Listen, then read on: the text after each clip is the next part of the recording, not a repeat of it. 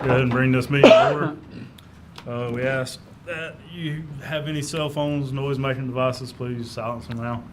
We're going to go ahead and start. Mr. Jack, you want to come up and lead us in prayer and please? Thank you. Thank you. Let's pray. Father in heaven, Lord, we thank you for the beautiful day you provided and your many blessings, Father. We thank you for your love and mercy, Lord.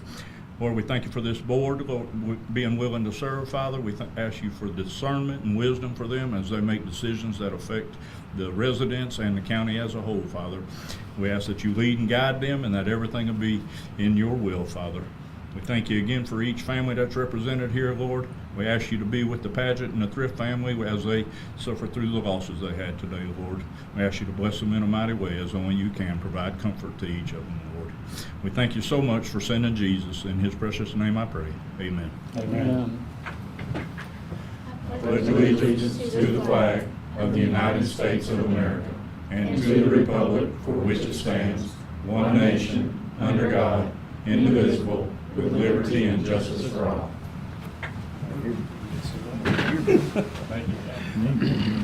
Thank you, Mr. Becker. All right, approval of the agenda. Do we have any modifications? Yes, Mr. Vice Chairman, we do. If we could, please move up the TDC strategic plan to the first item immediately following public comment. Mr. Jack Baker, who's the chair of the TDC, does have another meeting tonight, and we told him we would try to get him out of the meeting as quickly as we could. So if we don't mind, like I said, we'll take public comment and then move into that item. Also, I'd like to move items number 4, 5, and 6 on the approval of the consent agenda to maybe 8, 9, and 10 on the bottom. Okay. Yes, sir. Do that. 4, 5, 6 to the bottom, 8, 9, and 10. Okay. Second. Take a motion. Yeah, motion. Second. Second. All in favor, signify by saying aye. Aye. All opposed? Moving on, elected officials. Ooh, We beat her to do the gun. not have Ms. Duggar here, but if it's the pleasure of the board, I can present that item for her. It's this annual certification that she Yeah, I think you that she got does. Okay. Yeah, go ahead. Okay, sure. Let me get to that item in my agenda packet.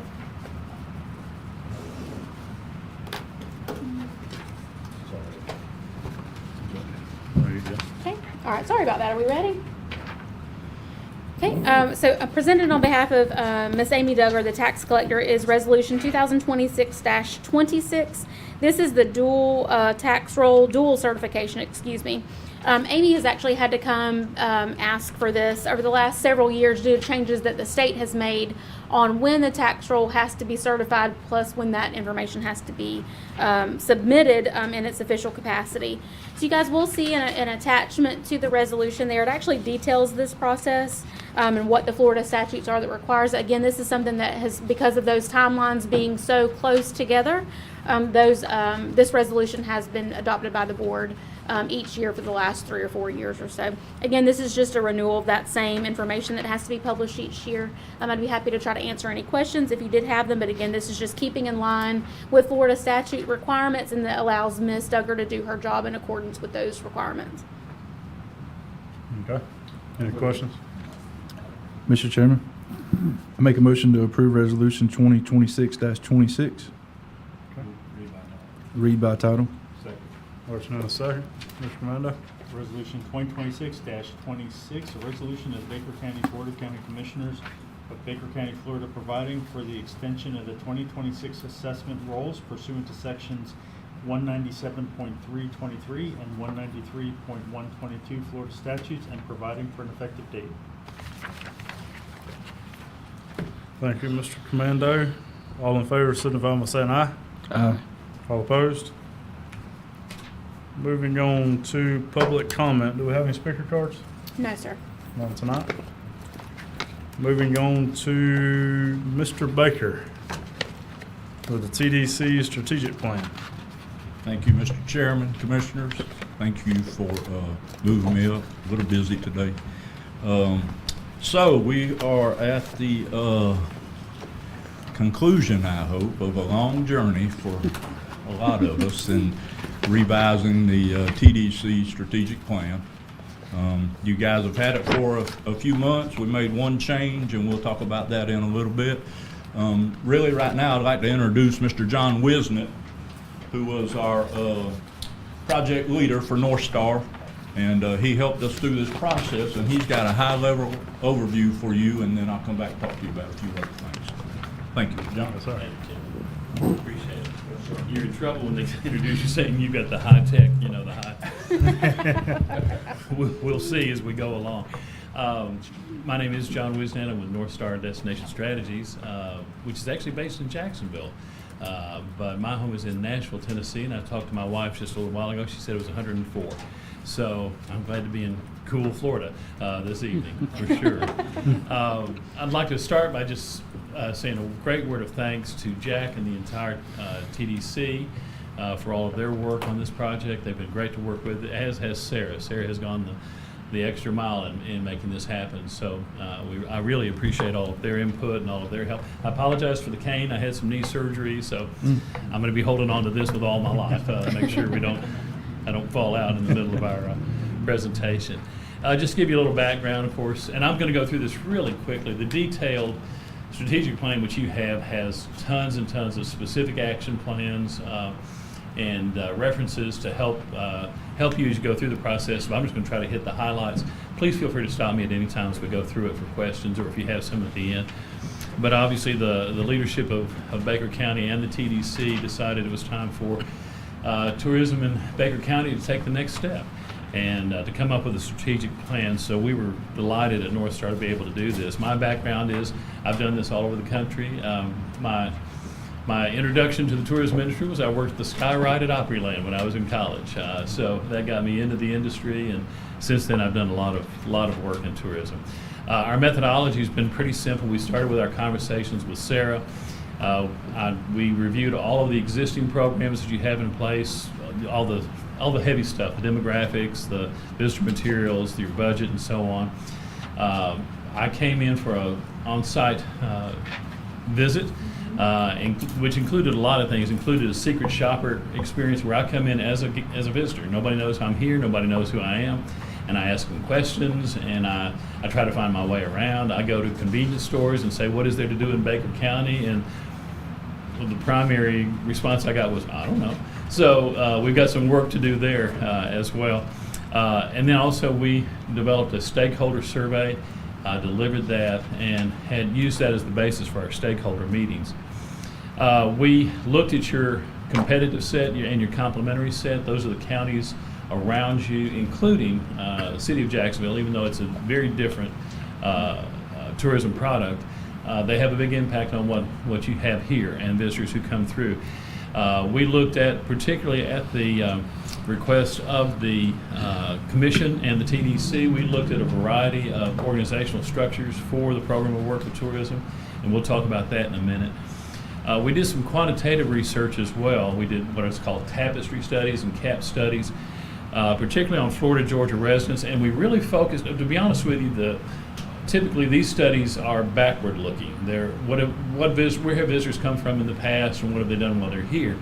We couldn't get those records because they're just not as well, they're difficult to get out of the hotels, which is our primary source of that information, using zip codes. So we made that forward thinking in terms of your primary product, including sports marketing and outdoor recreation. We came up with a basic first draft of the plan, brought it to the TDC, had some great conversations, and we incorporated all of those revisions into the final report as well. The stakeholder surveys give us an opportunity to find out what the people who are involved in tourism in Baker County think. And to be honest with you, that's everyone. That's government leadership, that's hoteliers, that's attractions, that's merchants, that's the Chamber of Commerce. It's anybody who, as we say in Tennessee, has a dog in the hunt. And so we brought those stakeholders in and asked them to fill out that survey. And of course, there was as many different opinions as you might imagine. But we did get some consensus out of those surveys and meetings. One was that there is a real commitment, there's a real passion right now to take tourism to the next level, that you see it as an economic development tool, and that you want to make it more effective for the county. there was unanimous support for the need for someone to take care of that program of work, to head it up and not let it just be volunteer, but also have someone who does that, and a genuine desire to grow the economic impact of tourism in the county. As we like to say, tourism is real money, and it can have a huge impact on the economic well-being of the community. Oh, there we go. We did at your request, and we typically do this, but we dug a little bit deeper this time. We looked at your competitive set and your complementary set. I'm sorry, to back up into that. Jacksonville, Lake City, several of the counties around you. We had conversations with them. We found out in some cases we found out what their budget was. Not everybody was willing to give us their budget numbers, but we did get some information on how they marketed their community, what their branding was, what their organization was. And these are the people that you're competing against as you go forward. The tapestry that I told you about, we looked specifically at zip codes that show a higher than average percentage of people who are involved in youth sports, because that's a big market, big potential market for you. The dark blue are the primary markets. The lighter shades are also opportunities for you to market to, but not as heavy as the dark blue areas as well. You can see they're all in Georgia and Florida. Same was true for people who are involved in outdoor recreation, camping, hiking, boating, fishing, motor. We were talking about this just the other day, Sarah. The cross country biking. You can tell I'm really familiar with that one. But you've got this gives you when you do put your market together, you'll know who to go after and talk to. You have some real strengths. One of the things that I found when I first got here was that people thought you didn't have anything to sell to visitors or to attract. Quite honestly, you've got a lot of assets. We see your strengths as being St. Mary Shoals Park, phenomenal place. I knew I was in trouble when I went out there in my secret shopping. I went out there by myself, and I was having a really good time until I saw the things that said, bears and alligators are nearby. And I thought, I'm glad I'm doing this in my car and not on foot. You have outstanding outdoor recreational opportunities and facilities here. You have things that really can attract a lot of amateur sports. The Island Oaks RV Resort is a phenomenal asset for your community, and boy, they bring in the occupancy tax as well. I was floored when I went out there to see the size and the scope of what they have to offer. You have some really good historical points of interest, the Heritage Village Park, the Baker County Jail, and the Olstee Battlefield. We'll talk about all of those in particular in just a moment. I'll tell you right off the bat, I fell in love with Heritage Park. I have been all over this country. I've seen a lot of historic sites. That's one of the coolest I've ever seen. It needs some development, but it is cool. It is a great place. Your special events and your festivals, the friendliness of your people. You still have that small town feel, even though you're very nearby one of the major metropolitan communities in the country. You have a good transportation infrastructure, particularly with your interstate access. There's a strong commitment from both the county and from your primary city, McClenny, for the program of work of tourism. And there is adequate funding. I've worked with communities that didn't have any funding for tourism promotion and development. You've got it through the occupancy tax and your wise stewardship of that money over the last several years. Your weaknesses are right now there's nobody taking care of the work. The TDC does a great job. They really do, but they all have other jobs, just like you folks do.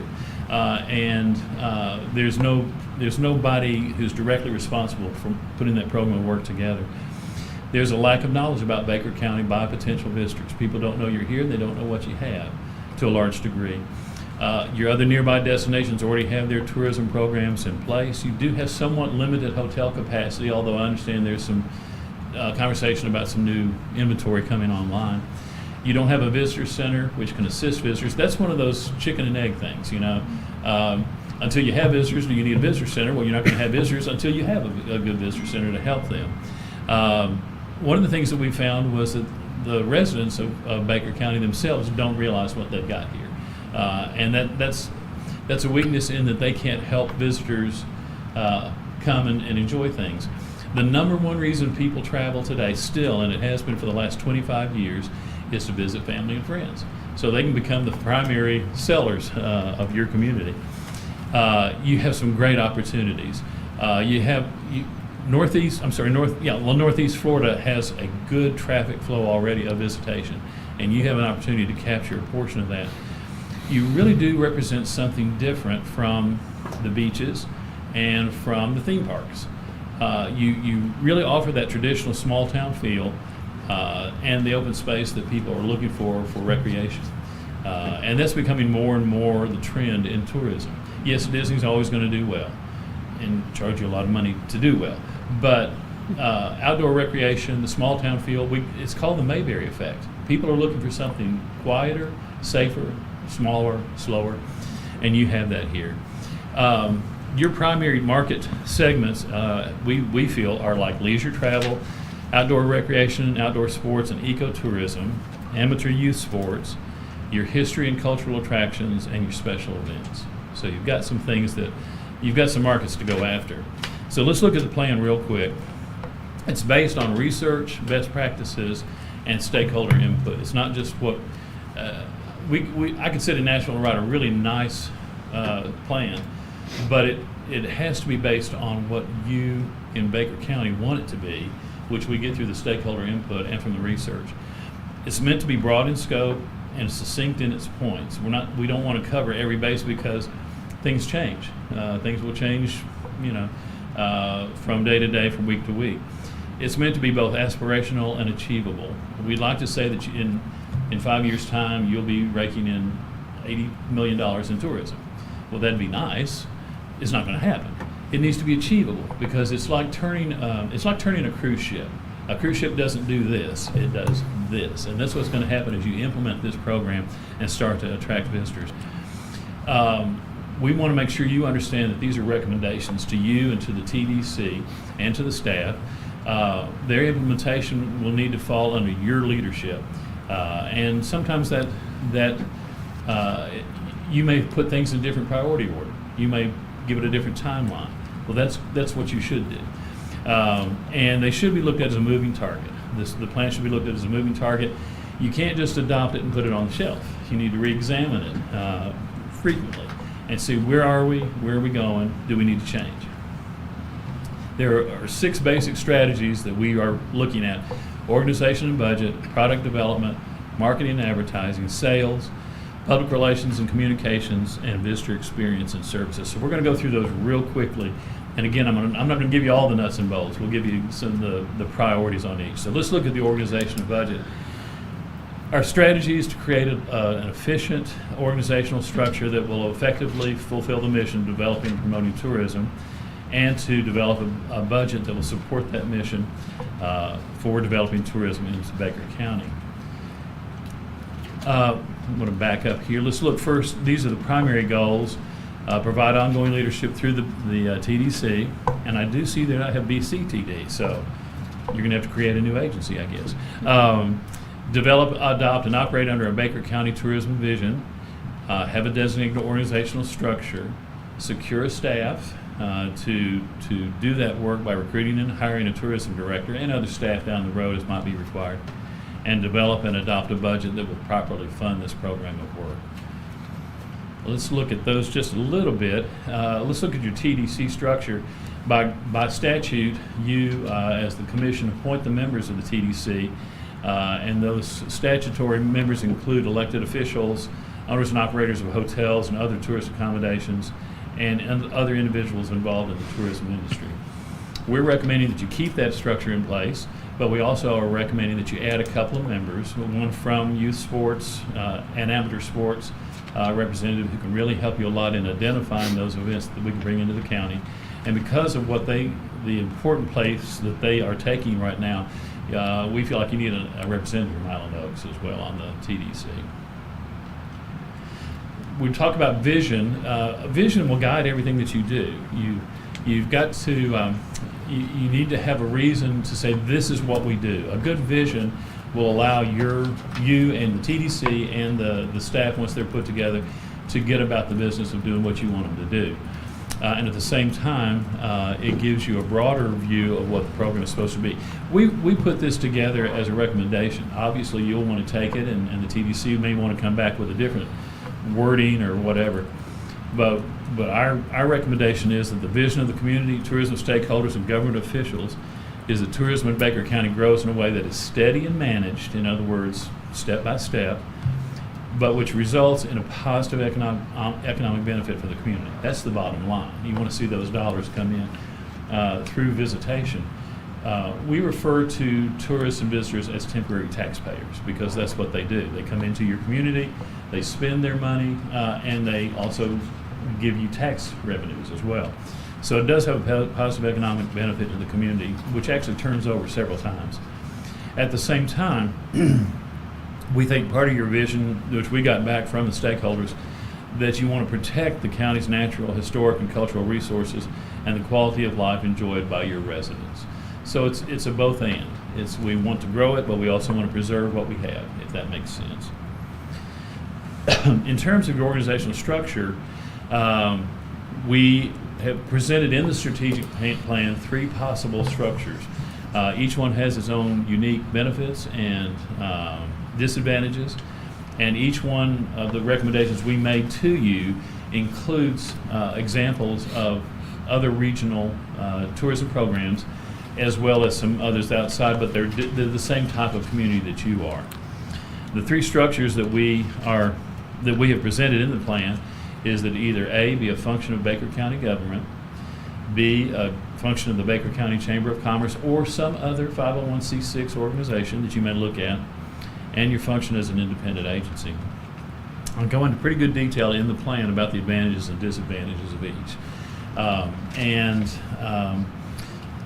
The examples I got particularly from your counterparts in nearby destinations really run the gambit of all 3. So it works. All 3 of those work. I've seen them all work in different circumstances. It's based on what works best for you. And what you want it to become. Also, you want to remember that any organization you choose to develop it in now can be an incubator. It can be, this is where we're going to start. It may change to something in the future, but right now, this is where we're going to incubate it, we're going to get it started, and then we'll see where we go in the future. The only caveat I will put to this is that you are not ready, most communities are not ready for an independent agency. You're talking about major destinations when you're looking at an independent agency to do that. And there's a lot of cost involved in it too that uses up your money to pay that agency to do the job.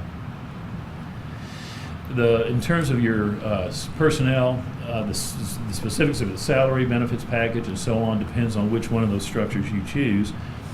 But it's important that you maintain accountability back to you, both the commission and to the TDC, and ultimately to their supervisor or manager, whoever that may be.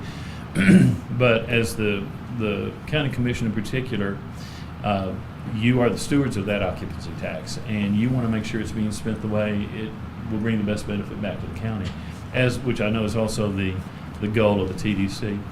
Performance standards for this person will be set by the TDC and by their supervisor. We put in the strategic plan a possible job description kind of as a format to start the process of what are you looking for, what will they actually be doing as the tourism manager for the county. I'm sorry, let me back up. Let me look at your budget. Obviously, that's funded by the occupancy tax collections, not by Baker County citizens, and that's a wonderful thing. It is paid for by the people who benefit the most from it, which is visitors. So you don't have to ask for a tax increase. You don't have to divert funds because of Florida statute, you don't have to divert funds from other pockets of money within the county. It does require a change in your current budget allocations. You were very wisely putting money back for some future development, which at this point doesn't seem to be the will of the community or the commission. So you'll probably need to do some changes in some statute about how that money is going to be allocated. I will tell you that there are a lot of communities who wish they had the kind of surplus reserve money that you have. That was very wise on your part. The annual budget, of course, will be developed by the TDC and then presented to you guys for your approval.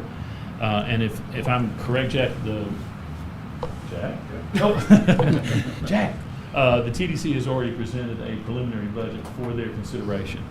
So that's already in your, they did a really good job of looking at how do we need to spend this money, including local grants, salaries, operating, marketing, and so on. So, did I make you mad?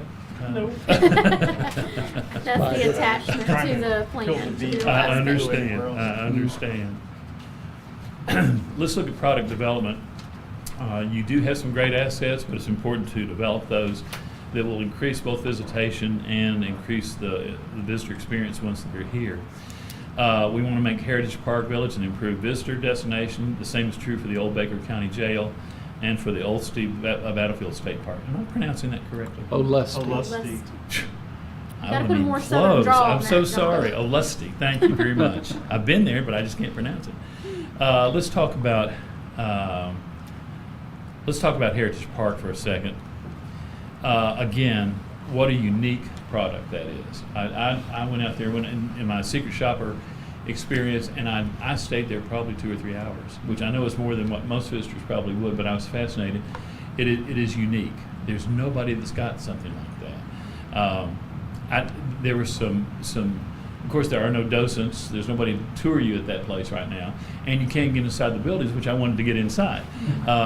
We were able to go back later and get in some of the buildings, but it is really unique. It's so well done, and one of the things that we're recommending, which actually came out of the TDC, a member of the TDC suggested this, that you could involve QR technology at those various sites and make it really unique. You know, I come up on the print shop, the newspaper shop, hit the QR code, and I hear the story, but not just the story, it's the printer giving me that story of what happened. It's the same would be true for the doctor's office, or you can really make it very interactive. QR code leading to either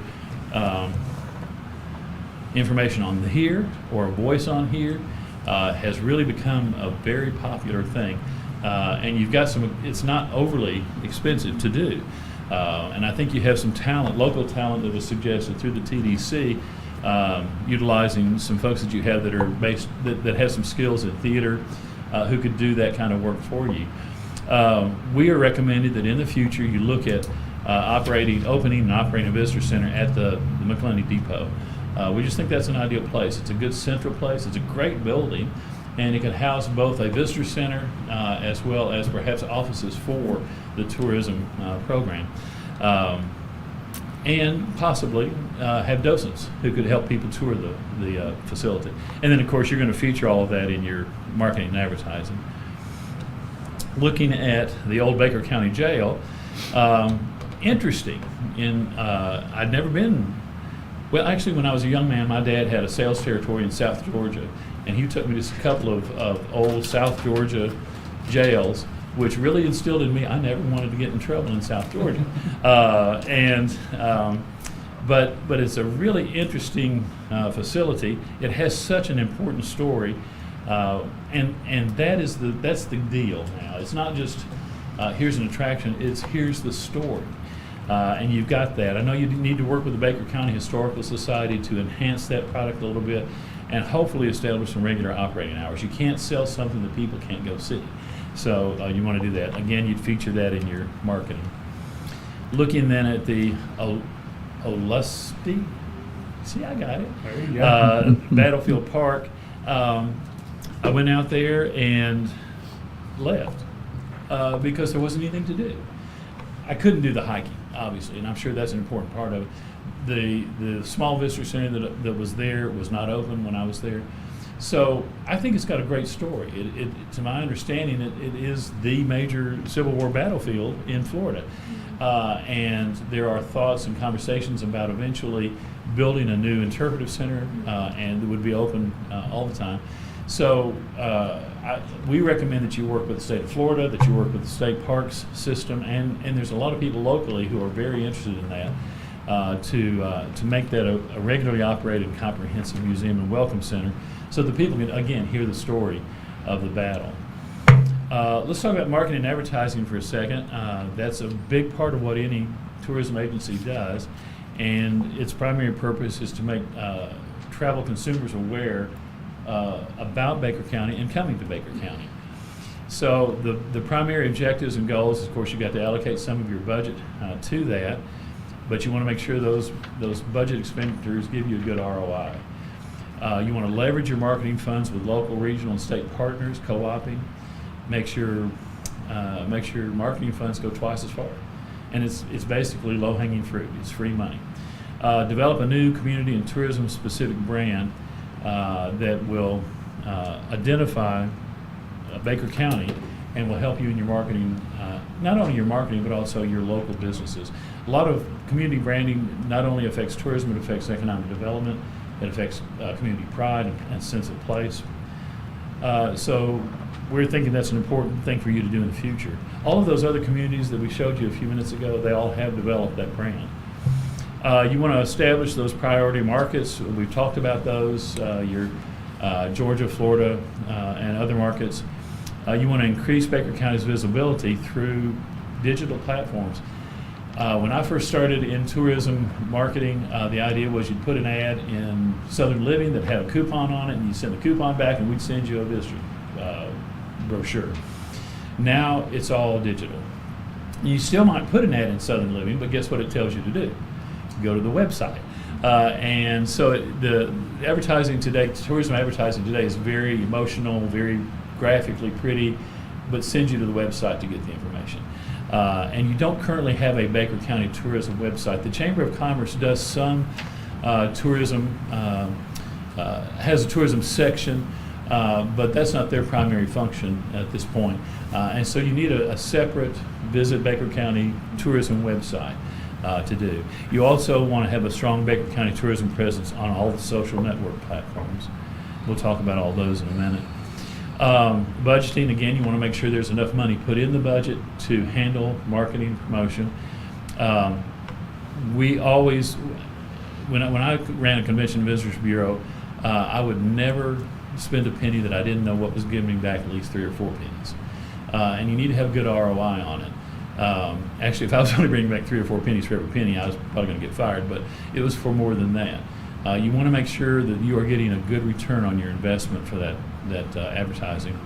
And when you do get that, then you eliminate the ones that aren't working for you, and you redirect that money to those that are.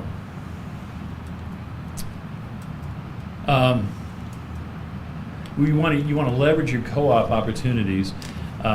These are opportunities where another agency will either pay part of it, or they've already negotiated a much lower rate for you to be a part of their advertising. You get a lot broader reach for a lot less money. Visit Florida has a good program. Visit Natural North Florida is an organization that you're not currently members of, but is a top-notch organization for you guys to consider being a part of, because your product fits exactly into what they're promoting. And so they have they have a great website if you want to go see it. They do a lot of good advertising and marketing as well. The Florida Association of CVBs, and yes, even the Jacksonville CVB, because you're wanting to, you're a quick drive over. And when I was in Franklin, which is a suburb of Nashville, at their CVB, and we always hitched ourselves to their wagon, because they had the $7 million advertising budget. I had the $50,000 marketing budget. So it was important for me to be a part of Nashville in that sense. We didn't care if you went to the Country Music Hall of Fame and the Grand Ole Opry, as long as you stayed in our hotels and ate at our restaurants and shopped in our shops. And it seemed to work. Going back to the branding, you don't have that brand now. There's a lot of good reasons to pull it in and utilize it throughout the county and throughout your services, but primarily in tourism. There are a lot of good companies around who do good branding and marketing and can bring that in for you. I would not recommend that you do it internally. I would recommend you get somebody from the outside because that really helps you to get the perspective of the visitor. Again, research shows that your primary visitor markets are Florida and Georgia, and secondary visitor markets are in nearby border states of Alabama and South Carolina. Although Tennessee would have to count, because I had to stop at Walmart today and I spent some money, so I'm a tourist helping your economic development. You are primarily a drive market, obviously, and again, you've got the good infrastructure to make that happen. But you're also easily serviced by Jacksonville International, so you can do both drive and fly, but you're going to be primarily a drive market for right Your primary target markets are leisure travelers, eco and outdoor recreation enthusiasts, camping RV, amateur sports, individuals with interest in history and historic sites, and then transient business travelers, which actually make up the majority of your visitation right now. Group tours offer a limited potential market on a secondary basis. I think they're important to go after, but you don't want to put all of your efforts into group tours right now because you're not ready. And when I say that, it's not critical, it's just you're not ready for that. You don't have the product ready for them. At the current time, you're really not a primary destination for meetings and conferences because of the limited meeting space that you have. We want to increase the economic impact of travel through sales in Baker County. The primary way that you reach leisure travels is through selling them on the internet, digital advertising, and print advertising. We also recommend that you participate, because of your product, you participate in selected consumer travel and or recreational shows in your primary feeder markets. These are people who are looking for those kind of opportunities that you have. On a limited basis, you can utilize AAA offices. Their travel counselors actually have a huge impact on how people, if they're coming to Jacksonville, guess what? If you teach them about Baker County, they can route them through here and have them stay here and have them do the things that are here. They become your sales force for you. We also think it's important that your team, when you put it together, look at what's going on in Jacksonville, major festivals, conventions, conferences, and so on, and work with those groups to offer day trips in here. Now, you're not getting the occupancy tax out of them, but you're going to get sales tax out of people who come here and eat and shop and visit your attractions.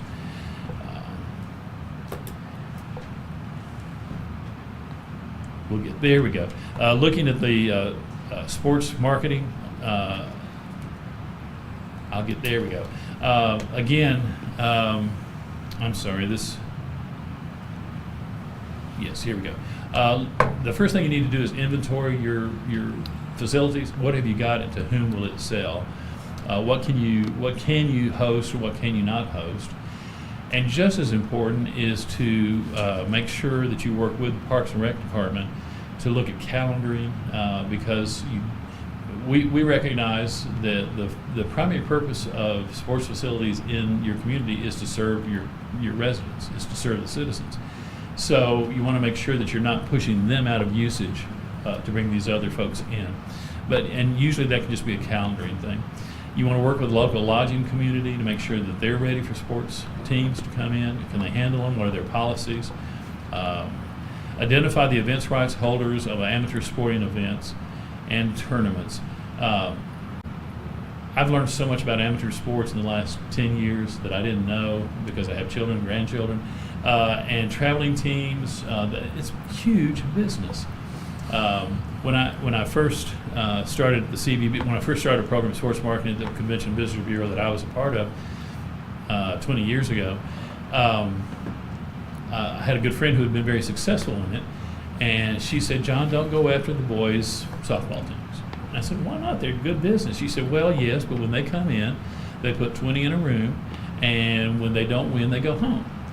She said, "Go for the girls 15 and under." And I said, "Why?" He said, "Well, when they come, mom and dad come, and grandma and grandpa come. They all get their own hotel rooms. They don't over-stress your hotels, and when they're not playing, guess what they're doing? Shopping." And that's not a sexist comment, it's just the truth of how the teams work. So, but you've got some great facilities here, and I think you can really attract a lot of good. They do fill those hotels. You can also work with Jacksonville Sports. A lot of times they need overflow facilities, so that would be a big help to you as well. And then as a destination, you have to provide certain services to them to make sure that they feel comfortable bringing their event here. Group tours, again, I said that's a secondary market for you. It's not really, it's a future sales program to kind of get your foot in the door. You can work with Visit Florida on their group tour programs. Again, look at your local hoteliers in particular about what their group policies are. Provide typical services that they would need, and you need to add a group tour page to the new Baker County tourism website. And then in the future, and this would be probably 5 years more down the pike, you would need to join some of the major group tour organizations like National Tour Association, American Bus Association, Student Youth Travel. There's a brand new organization, it's 10 years old, but it's a huge group now. It's called Going on Faith, and it works primarily with church groups and religious-based groups on their travel. PR and communications, you want to increase your visibility, and you also want to make sure your citizens and stakeholders are aware of what's going on. In terms of your broader traveling public, you need to engage in a broad general media relations program to generate that earned media. Earned media is ink that you haven't paid for. It is the review on the website. It is the article in the magazine. You didn't have to pay for it. You didn't have to advertise for it, but you got it. You want to participate in Visit Florida's Host a Media Trip program to bring qualified travel media in. The great thing about their program is they pre-qualify them for you. You don't want people who just say, well, yeah, I travel a lot, so I want free food, free hotel, and I want you to pay me to do that. They already qualify that for you. You want to use digital influencers. They become so important in social media. And you also want to produce a regular Baker County permission-granted consumer-targeted travel e-newsletter. That's a very impressive sentence, isn't it? You develop an e-newsletter that goes to people who give you permission to send them information. We put some great examples of some e-newsletters in the strategic plan. And basically what you're doing is you're selling, typically on a quarterly basis. Here's what's happening in Baker County. Have you been to this? You also want to make sure your local citizenry and leadership stay aware of what's going on. When I was at the CVB, my chairman came in one day and said, John, you do a wonderful job of telling people who don't live here why they should come here. And she said, you do a really crappy job of telling people here what you do. And it's important to keep that local support for the program at work. So you want to, again, do that e-newsletter to stakeholders, to you, to the city, to citizens, to the media. Media love local stories. We are suggesting that you plan regular meetings where you bring all the stakeholders together and just talk about what's going on, get their input. You want to develop a tourism speakers bureau and speak at every opportunity. The Lions Club, the JCs, whatever it might be.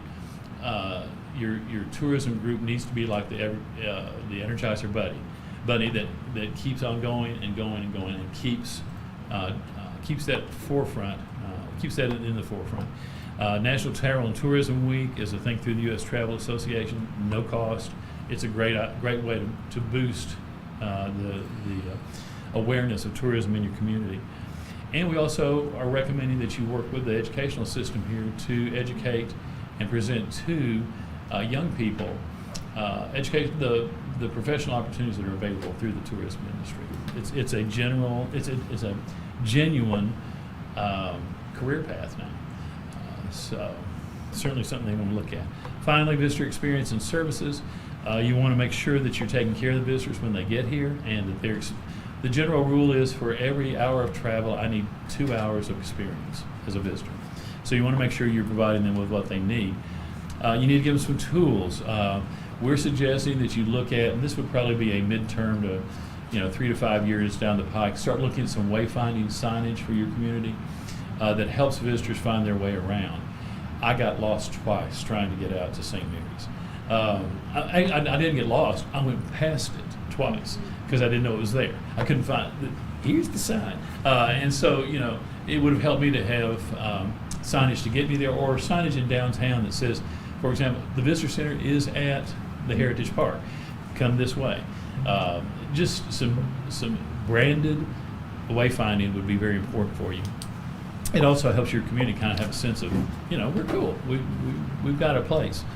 We're again recommending that you develop that visitor center that's attractive, interactive, and provides those services. Has public restrooms. Yes, that's important for visitors, public restrooms. And again, we think could have some office space for the tourism development staff. We think that it's important for you to have and I'd say probably 2 to 3 year out. You've got other fish to fry first, but you need a hospitality training program that will help that clerk at the convenience store to know, yes, we have the Heritage Park, we have this, we have the Old Baker County Jail. Have you been to eat at such and such? And typically they don't necessarily have that information at their fingertips, but through a hospitality training program, you can equip them to do that. We think you need to publish an annual Bakers County Visitors Guide, and yes, we think you should do both print and digital. There are people who still want the printed Visitors Guide. Yes, sir. That's me. Sir? I still want the printed. I'm sorry. I still want the printed one. Yes, sir, I'm not a exactly. digital man. Exactly. And that's, I'm with you. I still want the Visitors Guide. I still want the map. Every year at Christmas, one of my favorite Christmas gifts for my wife is a brand new atlas. Go figure, you know, and I just pour through it. And yes, I found my way here on my phone today. But that printed piece, there's just still a huge constituency that wants that printed piece in hand. But there's also a lot of people, the younger traveler is looking at the digital version. So, and looking at that visitor's guide on their phone as they travel over their tablet. We are recommending that you do tear-off maps. They're so cheap to do. And, you know, basically they're in stacks of 100 or whatever, 250 in a stack that show people how to get to the points of interest in Baker County. And you can even, if the staff chooses to do it and you agree with it, TDC agrees with it, it can actually be self-funded because you sell advertising in it. And if I'm the hotel front desk clerk and somebody asks me, how do I get get somewhere? Here you go. And it becomes a real help. Again, they're not expensive. So that is the 15-minute version of a year-long process. Again, working with Sarah, working with the TDC has just been a real joy. And you've got a good team in place between your county manager and your TDC. They're there and they're ready to jump. So I'd be glad to answer any questions you might have, comments. Yes, sir. What's your feeling on an app, like Baker County app?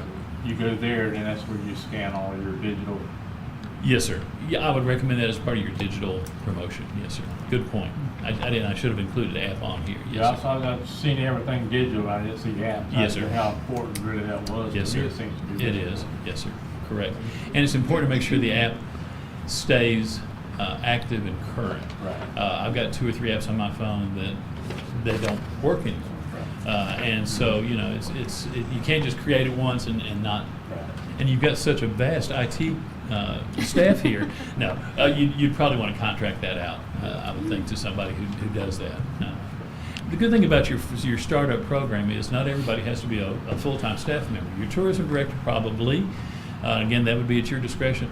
But a lot of the services that you need for that staff, IT, printing, design work, can actually be contracted out on a part-time basis. Any other questions, comment? If there's not any questions on the plan itself, I've got some information I'd like to share with you guys, but I'll hold for comments on the plan. The only thing I had is I definitely agree with the youth sports and the amateur sports. Yes, sir. I actually had 2 phone calls in the past 3 days, I think, about hosting tournaments here in Baker County and Yes, where sir. the status of the fields. Yes, sir. Specifically for the baseball, softball Correct. complexes. Yes, sir. I think that, you know, we're in phase 2. Is it 2 or 3? 2A, I think is what we're 2A, calling it. 2B. Yes, sir. We're still working on it. Yes, sir. Right now on Yes, getting our sir. fields up to date. Right. And as soon as we got that, I think we've got a good product. Yes, sir. And we're right here, you know, situated between 95, 75, Yes, right sir. on I-10. I think it's a perfect Yes, sir. location for it. And something that we can promote with it. Have any of you ever heard of Kingsport, Tennessee? It's up in. No, I thought you said Georgia. Yes, sir. Kingsport, Tennessee it's basically a Eastman town. It's where they do chemicals and stuff. And it's up in the furthest northeast part of Tennessee that you can get. And I love the people there. They run a great shop up there. They're wonderful people. But basically they've said, we don't have anything to sell except sports. And they have gone after it in such a way that people are on waiting lists to bring their sporting events and their tournaments to Kingsport. And they're on the national map as the place to bring amateur sports. Wow. So, yeah, and it's big business. It is huge business. And that's one thing we have is the acreage. So, Yes, sir. To facilitate that. Yes. So. Well, and also to have the opportunity to have somebody who does that coordination, you know, who will say, okay, I know here's where I can find the hotel rooms, here's where I can find the fields, I can work with Parks and Rec, I can make that turnkey, which as an events rights holder, that's what I want. I don't want to have to go to 5 different people to get my information. Sure. I want to go to the person, so. And we need to be looking at, I know we always talk about baseball and softball. Yes, sir. There's a big push for soccer slash football field. Yes, That's sir. right. Utilizing them in the sports, amateur sports. Yes, sir. And Yes, it's sir. big. Yes, sir. It's a lot bigger than people give it. Oh, yeah. So In Williamson County, which is just outside of Nashville, every Saturday in the fall, Williamson County becomes the most populated sporting event community in the country because they play, and that's both local and traveling. It's become enormous. Right. So you've got some good opportunity there as well. And I would look at some of your other facilities. You can utilize high school gyms. You know, there's a lot of things you can do to attract that group. So yes, sir, you're correct. Sure. Okay. Ms. Little, you got something? Yeah, absolutely. If there's no comments from the board on the plan any further, I just want to thank John for his time in putting this plan together. Where a couple things that we were looking for direction from the board tonight and things I wanted to point out. I know we've got a public hearing that's going to start pretty soon too. So we're looking for approval of the plan. What you guys had seen last time has been, some information has been added at your request, was either the county staff or potentially contracting this out. John's done that. TDC has recommended that you all approve the plan as submitted and also has asked that you all do go out for formal solicitation just so that we can see what that looks like. That we really couldn't say, do we want to hire a person versus contract without knowing what those prices may be. It may be something that's out of the realm of possibility, or we may get proposals that are phenomenal. So they're That's right. asking for you guys to do that as well.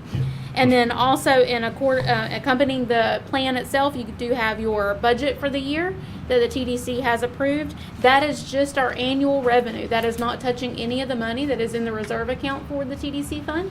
This is simply what we anticipate the revenue moving forward is from year to year. As long as we maintain the same level we have now. We have growth, we have hotels, we have rental facilities, that will only continue to grow. So they're only asking for you all to approve a budget that's based on the money that we collect. Just for if you're full transparency, there's a little over $1.6 million in the reserve account for this particular item. Wow. And like I said, we're not asking to spend any of that money at this time. We'll continue to keep that in a reserve for whatever those future projects may be and supporting what those may be. So again, we're looking for a couple things, just at least a head nod on the budget that you guys are okay with that. That's what Brooklyn will prepare her budget on.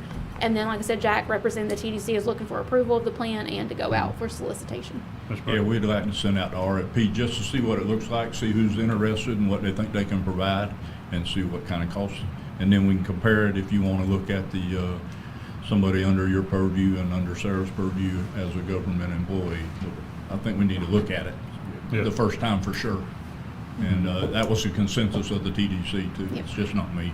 That was everybody, everybody agreed that, Right. let's take a look at it. I do want to thank y'all for allowing us to contract with North Star and John. I'm telling you, I could have never put this together. No, it was Regardless awesome. of Amazing. what some other folks say, it was Absolutely. money well spent. I want to tell you that. Absolutely. Yes, sir. Great job. No, we appreciate it. I mean, Yeah. there's a lot of work into it. Mr. I'm Chairman? fine with this, and I agree with you, with the TDC, we need to go ahead and put it out RFP, to make sure we get the best bang for our buck. Even if it costs a little more, but we can get a better service, we need to look at that. And Exactly. see what we're getting, what the offer is on the RFP. Yes, And have sir. you worked on that RFP yet, or is that something I've got to work on? I think we can handle that based on what the information is in the plan. I think just internal staff can handle that.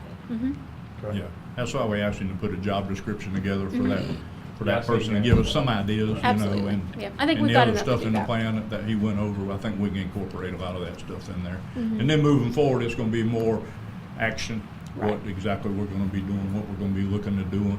Right. Right. Ecotourism's a big deal, you guys know that, and if we can get Shoals Park, Mm-hmm. with some help with the Forest, Park Service, Absolutely. you know, if we can get some help and open that contract up, maybe where we can do some things out there, well, I see a lot of potential out there if we can Mhm. actually, you know, put a concessionaire out there with kayaks Canoe, and kayak, rental. food truck and stuff, you know, taken out at the new boat ramp when it gets completed. So, I mean, there's a lot of ideas out there, so, we're ready to move forward. We're glad this is behind us, I think, as soon as you guys get done with it right here. Thank you. So will we need a motion for the approval of the the plan. Yes. And then another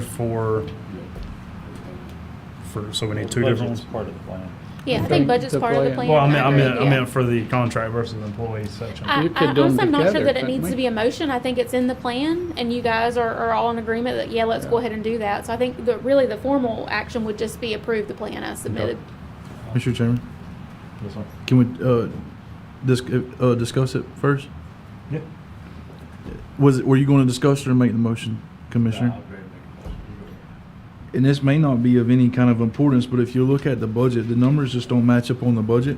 And I just wanted to bring that up in case it does matter. If you notice, it shows in the third column down, or actually the second column, it says that there, we project $365,000 worth of expenses. But in the third section down, we have a total income of 387, leaving 22,682 left over. But in actuality, if you look at column 2 or section 2, that all adds up to the 387,682. So I don't have an issue with that necessarily. I just wanted to bring it up and make sure that we're happy with what's in that contingency line item there, and make sure that we're good with that. Yeah, I think the anticipation what from the TDC is let's budget the 365 because there may be more than that, and whatever is in excess would just continue to go into that contingency or reserve account.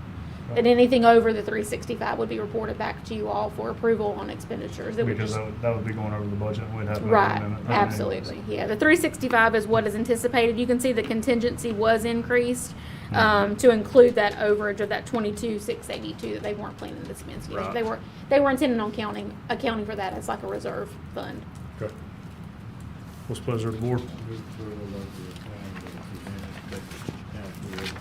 Second. Got a motion and a second. All those in favor, signify by saying aye. Aye. All opposed? Motion carries. Great work, appreciate it. We will now take a Thank you. 5-minute recess Thank you. before our public hearing.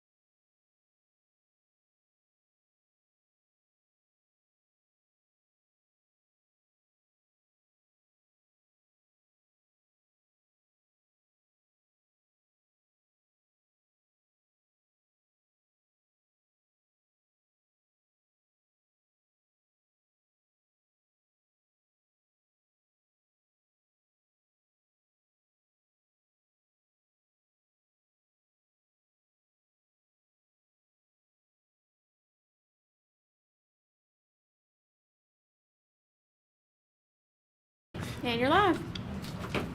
All right, we're going into our public hearing. Ms. LaDonna. All right. Everything I have for you guys this evening is for first reading. And if it's okay with you all, I will present companion items together. Absolutely. All right. So the first set of companions that we have this evening is for ordinance number 2026-15, a small-scale land use amendment with the request of Agriculture B to very low-density residential, and the companion ordinance number 2026-16, a rezoning request of Agriculture 7.5 to residential conventional mobile home 2.5. So this property is located off of 121 South, out towards the Union County line. It's owned by North Florida Land Exchange, and Mr. Darrell Cruz is here as their agent. It's currently 21.76 acres with a land use of Ag B and a zoning of Ag 7.5. Right now, the parcel's currently conforming with the structures that are on the property now. However, the applicant intends to maybe bring it into compliance for some future use. You can see from the maps here that most of the surrounding area is similar to the land use and zoning that this parcel is. Mostly Agriculture B, Agriculture A, Ag 7.5, and Ag 7.5. However, just to the north, there is one parcel already that is RCMH 2.5 with very low density residential. You will see that a lot of the parcels just to the north of this, they range in size from 1 acre to about 5 acres. I will say those are mostly from family lots or from lots that just existed prior to these land use and zoning entitlements. You'll see this parcel's kind of situated a little odd. It is split by 121. So you'll see there's just over 3 acres on one side of 121, and then the remaining 17 acres is on the other side of 121. So whatever that future development looks like for the property owner would probably be looked at by each side of the road. So that is just in conversation. That's how we kind of came to the RCMH 2.5 to make the east side of 121 usable in the future, to make it buildable and meet a zoning standard, as well as in the future either potentially putting some rental properties or possibly subdividing. The property owner has not really decided yet what that avenue looks like, but he kind of wants to be prepared for either way. And so that would look like him being able to put a couple more houses on that side, whether it stayed together or whether it was subdivided. If it was subdivided, of course, an additional process would be necessary in order to subdivide the property. Staff recommends approval of the application. LPA did have quite a bit of discussion about the application. It was their concern about the density change to RCMH 2.5. While there is one parcel close to that, there are not others in the immediate area. So their direction would be to potentially see an Ag 5 on the west side of 121, and then an RCMH 2.5 on the east side, so that both parcels or both sides of the parcel could be used with the acreage that they have. So staff LPA did recommend the application as it's submitted. It was a 4-to-1 denial, with the direction of maybe revisiting the application with an Ag 5 on the west side and an RCMH 2.5 on the east side. So we still wanted to move forward, kind of get your opinion, get your direction this evening. I've spoke to the applicant. He would like to proceed with the RCMH 2.5 on the entire parcel. However, if it is your direction to not see that level of density, we would ask for some direction, and then we could amend the application and move forward with a different path if needed. So if you have any questions, I'm more than happy to answer them, or Mr. Cruz could answer questions if you have questions specifically for him. Any questions from the board? Question. Yes, sir. I'm looking on at the plan, and I see 2 lots already on there. What is the acreage of those 2 lots that's already on this parcel? Which The two? houses I'm looking at. is- One's Those are the one in the middle excluded. is 2 acres.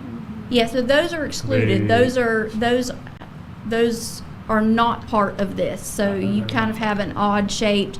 If I'm not mistaken, probably see it better on here. One in the middle is 2 acres. Yeah, this is I 2. think One one at was the very 2 bottom was acres 1 and one acre. was 1 acre, if I remember So we're correctly. looking at a 2 acre or 1 acre, and then Just north- just straight to the north of it, just so 1 north of acre. That's another 1 acre, Yes, yes. and then. That I know this- one you're looking over there to the size 2.5. Are those 2 conforming lots? So in this instance, they would be, because they are old family lots, so they would be considered legally non-conforming because they did go through a process to be there. Because I'm sure that was all 7.5. Yes, that is, it is zone 7.5, both of those are. Which, all of this in the immediate area is, except for that one piece to the north there. That piece is the 2.5. All of this would be Ag 7.5, and then this here is Ag 10. I mean, you got a 2.5 right there in the purple. Yeah. The one directly below that's 2.5. They The are. the L-shaped lot is a 3.6. Yeah, anywhere from 1 to 5 acres, or Correct. is Well, I that think this area. gives some kind of difference because of part of the property on one side and part on the other. Right. It's sort of like we looked at in Sanderson or somewhere, yeah. I Right. remember that it kind of was split by that road. Mhm. And that's, in this instance, it's just over 3 acres that's on the east side of 121. So with that, the closest zoning category would be the RCMH 2.5, because Ag 5 wouldn't They bring couldn't that even side. use it. Right. So even if we made a 2.5, they're still in that one block. There's 2 non-conforming lots. I know they're not changing the density, but if they ever wanted to sell or do any, or build anything, or wanted to do anything, they would, to get a permit, they would have to do 1 acre, and then that one would have to go. As that map is right there, I see 2 lots that are conforming on that whole entire It's map. already conforming. Yeah. Yeah, so that depends on each of those lots specifically. So it depends on how and when they were created. If it was a family lot, if they have met all of the family lot provisions from the time that the house received its CO, if the property owners kept it for 3 years without altering it in any way, from that point on, it's recognized as legally non-conforming. So they could replace it or do anything that they needed to without any sort of issues. But that's parcel specific for each one of those lots.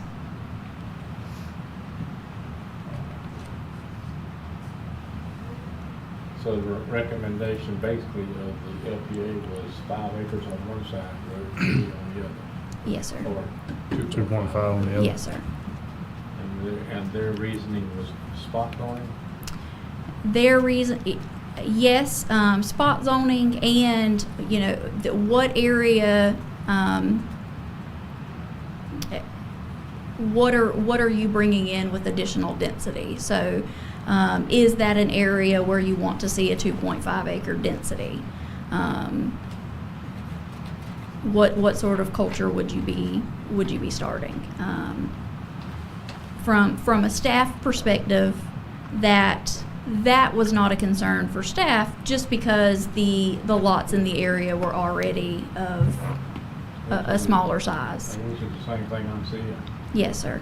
So, I got, and within almost touching the property line, I see 1, 2, 3, 4, 5, 6, 7 lots that are equal to or less than 2.5. Right, right. And this concern is all because it's both sides of the road? It's because it's on the east side of the road, that's why they don't wanna, Well, the There were- concern was just the change in density from Ag 7.5 to RCMH 2.5. That they could see that request for the east side where the acreage was less, but on the west side, their concern was that was a larger change in density than what they were comfortable seeing. My major problem is, like I pointed out, if we're looking at the county zoning one right now, Mm-hmm. there is 2 parcels in that map that are actually conforming. It's 2. 2 out of, I mean, how many do you see up there? 10 at least, 12? Right. So. Any other questions, comments? no, for me. We need to go out for, no, we don't need to on this one, do we? No, it was just first reading.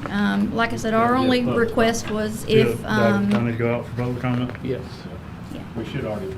and just the only request I had was if your direction was similar to LPA, maybe let us, give that direction now so that the application could be amended if needed, so. I think we should just go to public comment.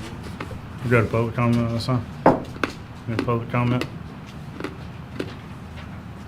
Seeing none, we'll go back into the meeting. Alrighty. So the next set of companions that we have, it is for ordinance number 2026-22, a small-scale land use amendment with a request of very low-density residential to commercial, and a companion ordinance number 2026-23 rezoning with a request of residential conventional mobile home 1 to commercial general. So this parcel is located off of US 90 in Glen St. Mary. It is 1 acre with a land use of very low density residential and a zoning of RCMH 1. So right now, the parcel would be considered conforming for residential purposes. However, the applicant intends to bring the parcel into compliance for a future commercial use. I would like to note that the mobile home that you see in this aerial here is no longer located on the property. This aerial is from 2023, and that mobile home has been removed. So there is not a residential dwelling on the property at the moment. So if you look at the land use and zoning maps here, you'll see immediately on each side of the parcel, you'll see RCMH 1 with very low density residential. However, 2 parcels out on each side, we have a commercial general zoning and a commercial and a mixed use land use. Mixed use, of course, does allow for commercial use.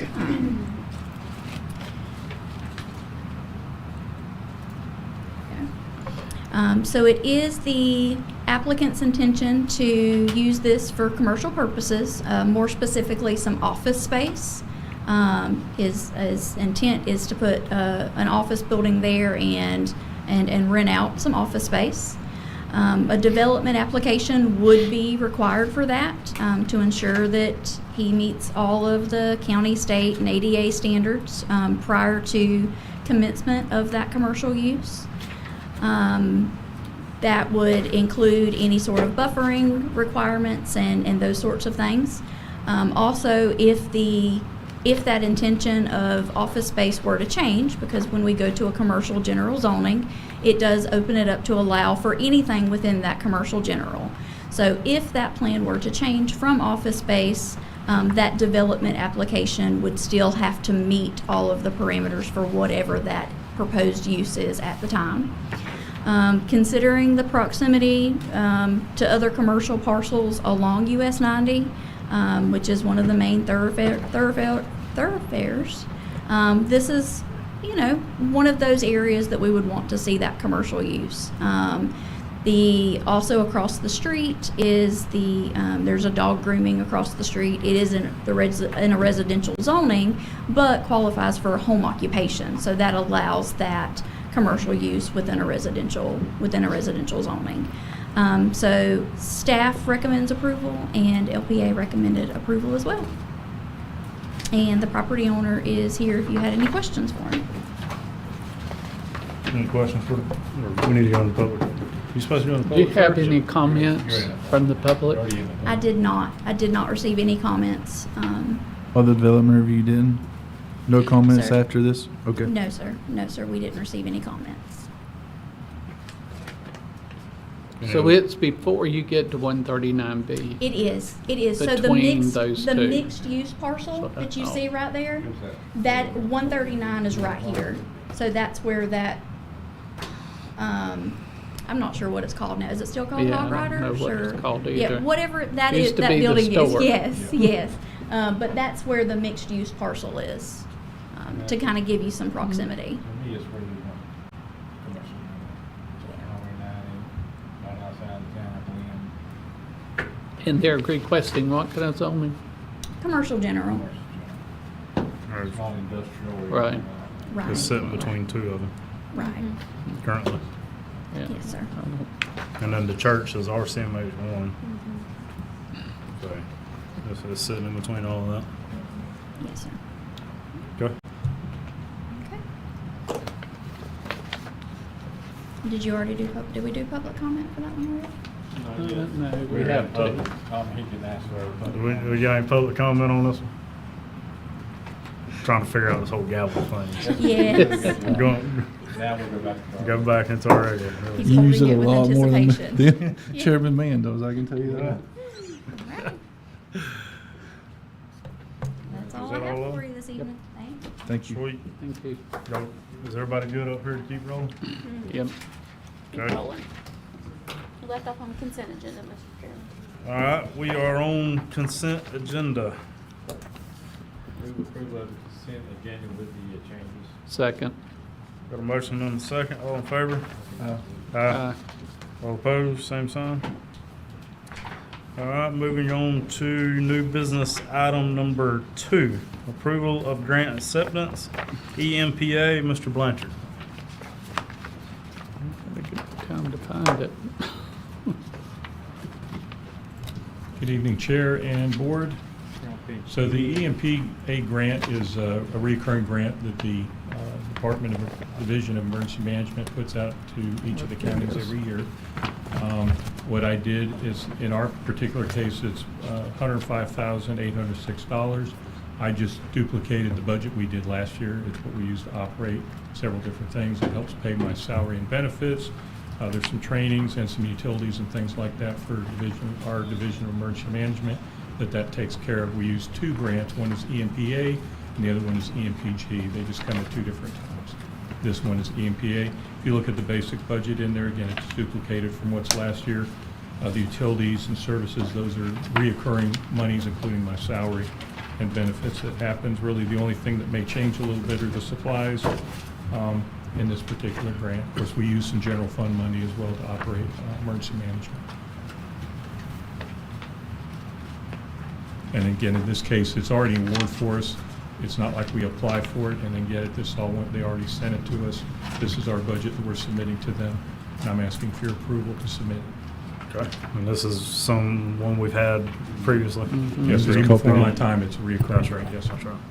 Mr. Okay. Chairman, Yes, I make a motion to accept the EMPA grant for a total in the amount of $105,806. Got a motion and a second. All in favor, signify by saying aye. Aye. Aye. All opposed, same sign. Motion carries. Thank you all. Thank you.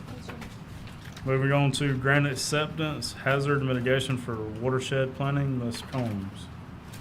All right, so this is a grant that we brought to you guys back in March, if I'm not mistaken, for you guys to give permission for us to apply. We were lucky enough to get picked for approval. So in in your packets, I think you have the original application as well as the approved agreement.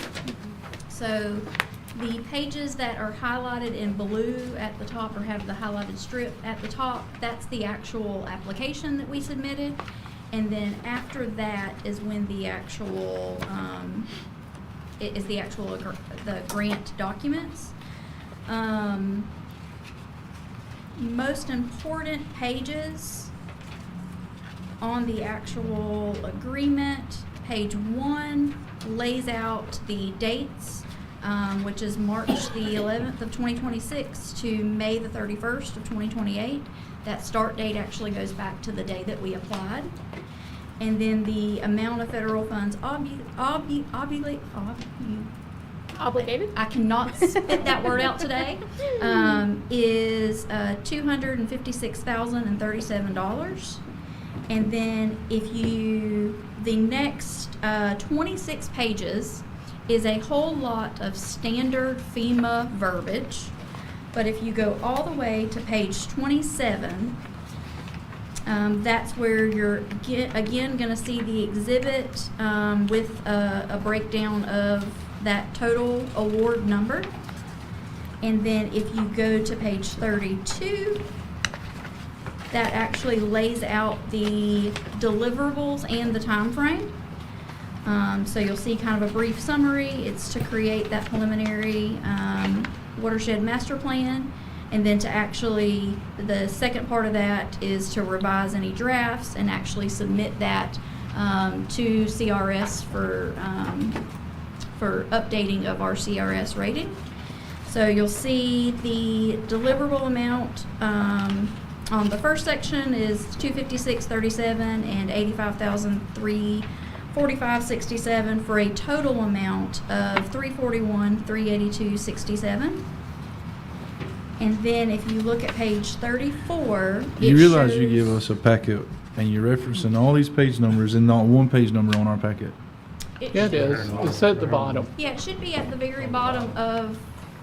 Oh, the agreement where it starts. You should have some page numbers there. I'm Oh, so sorry. go halfway. It's not your, I'm laughing I'm at me. sorry. I see now there's a multiple packets here put together.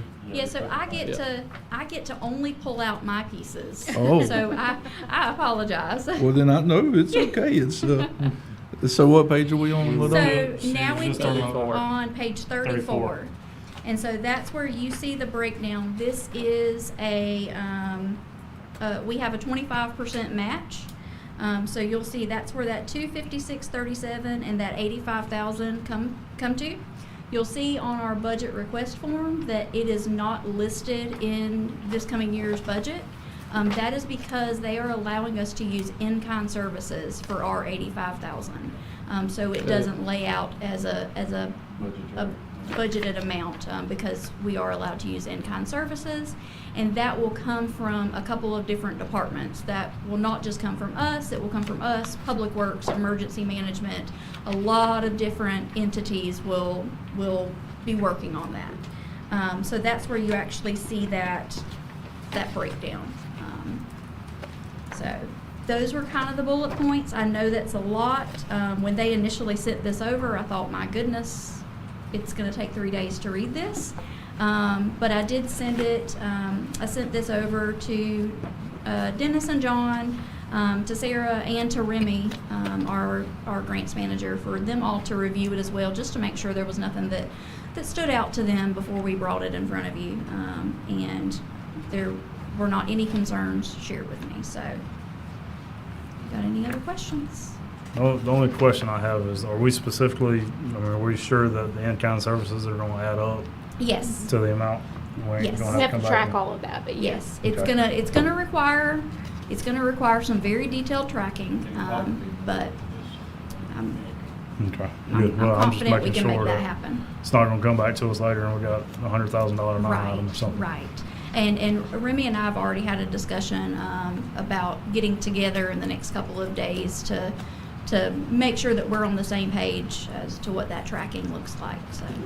So Ms. Remy, this will be in her department, she'll be tracking this, or will you be? It will. She'll be, She'll be tracking it from a grants Yes. perspective, but everyone that's involved from an in-kind requirement, they'll have to track their specific staff time Right. because it's Okay. lots of people. and then over the department. that'll essentially all go to her, and So she'll have a overall control of it, so to speak? Yeah, Perfect. And she'll make that a part of her report to you guys. yeah, I just want that single point of, yes, You know. yes. perfect. Mr. Chair, Yes, sir. the only question I have is, who helped prepare this grant? Who what? Florida Regional Council. Is this one that they was working on? Yes, they've helped us with this one as well. And that's why I wanted to just make a mention that the regional council, this is the value that they give to our board.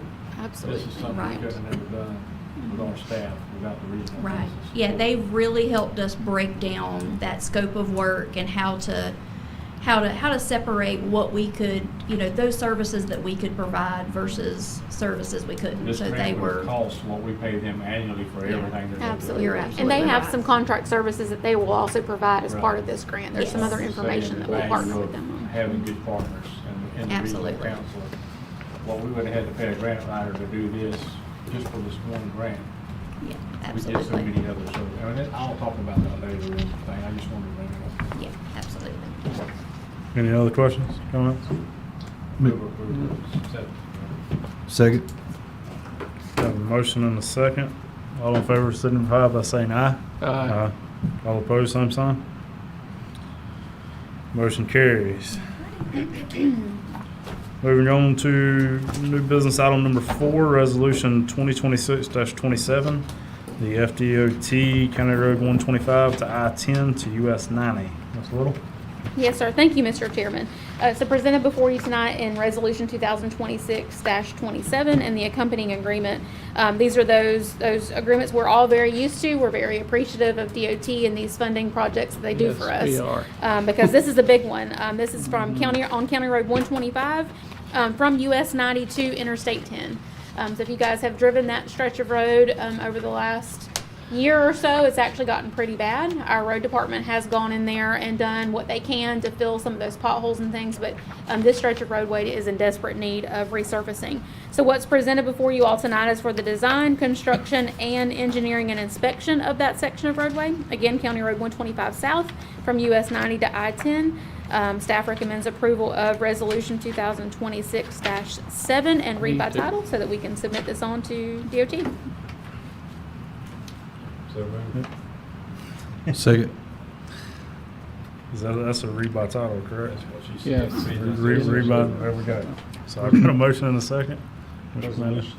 Resolution 2026-27, a resolution of the Board of County Commissioners of Baker County, Florida, authorizing the execution of a supplemental funding agreement with the Florida Department of Transportation, financial project number 211466-3-54-01. Thank you. All in favor signify by saying aye. Aye. All opposed, same sign. Motion carries. Moving on to resolution 2026-28, FDOT County Road 229, construction maintenance agreements. Yes, sir. Thank you again, Mr. Chairman. Just briefly want to point out for the record, that one on 125 is a $1.2 million project. Left that out of my presentation. It didn't even have any projection dates on there, did it? No, sir, it doesn't, but I can confirm that with DOT. All right, moving on to County Road 229. You guys actually heard this item a couple of months ago when we presented some construction alternative design measures. So this is part of that. You guys looked at that. Like I said, it was back, I want to say in May, but don't quote my memory on that.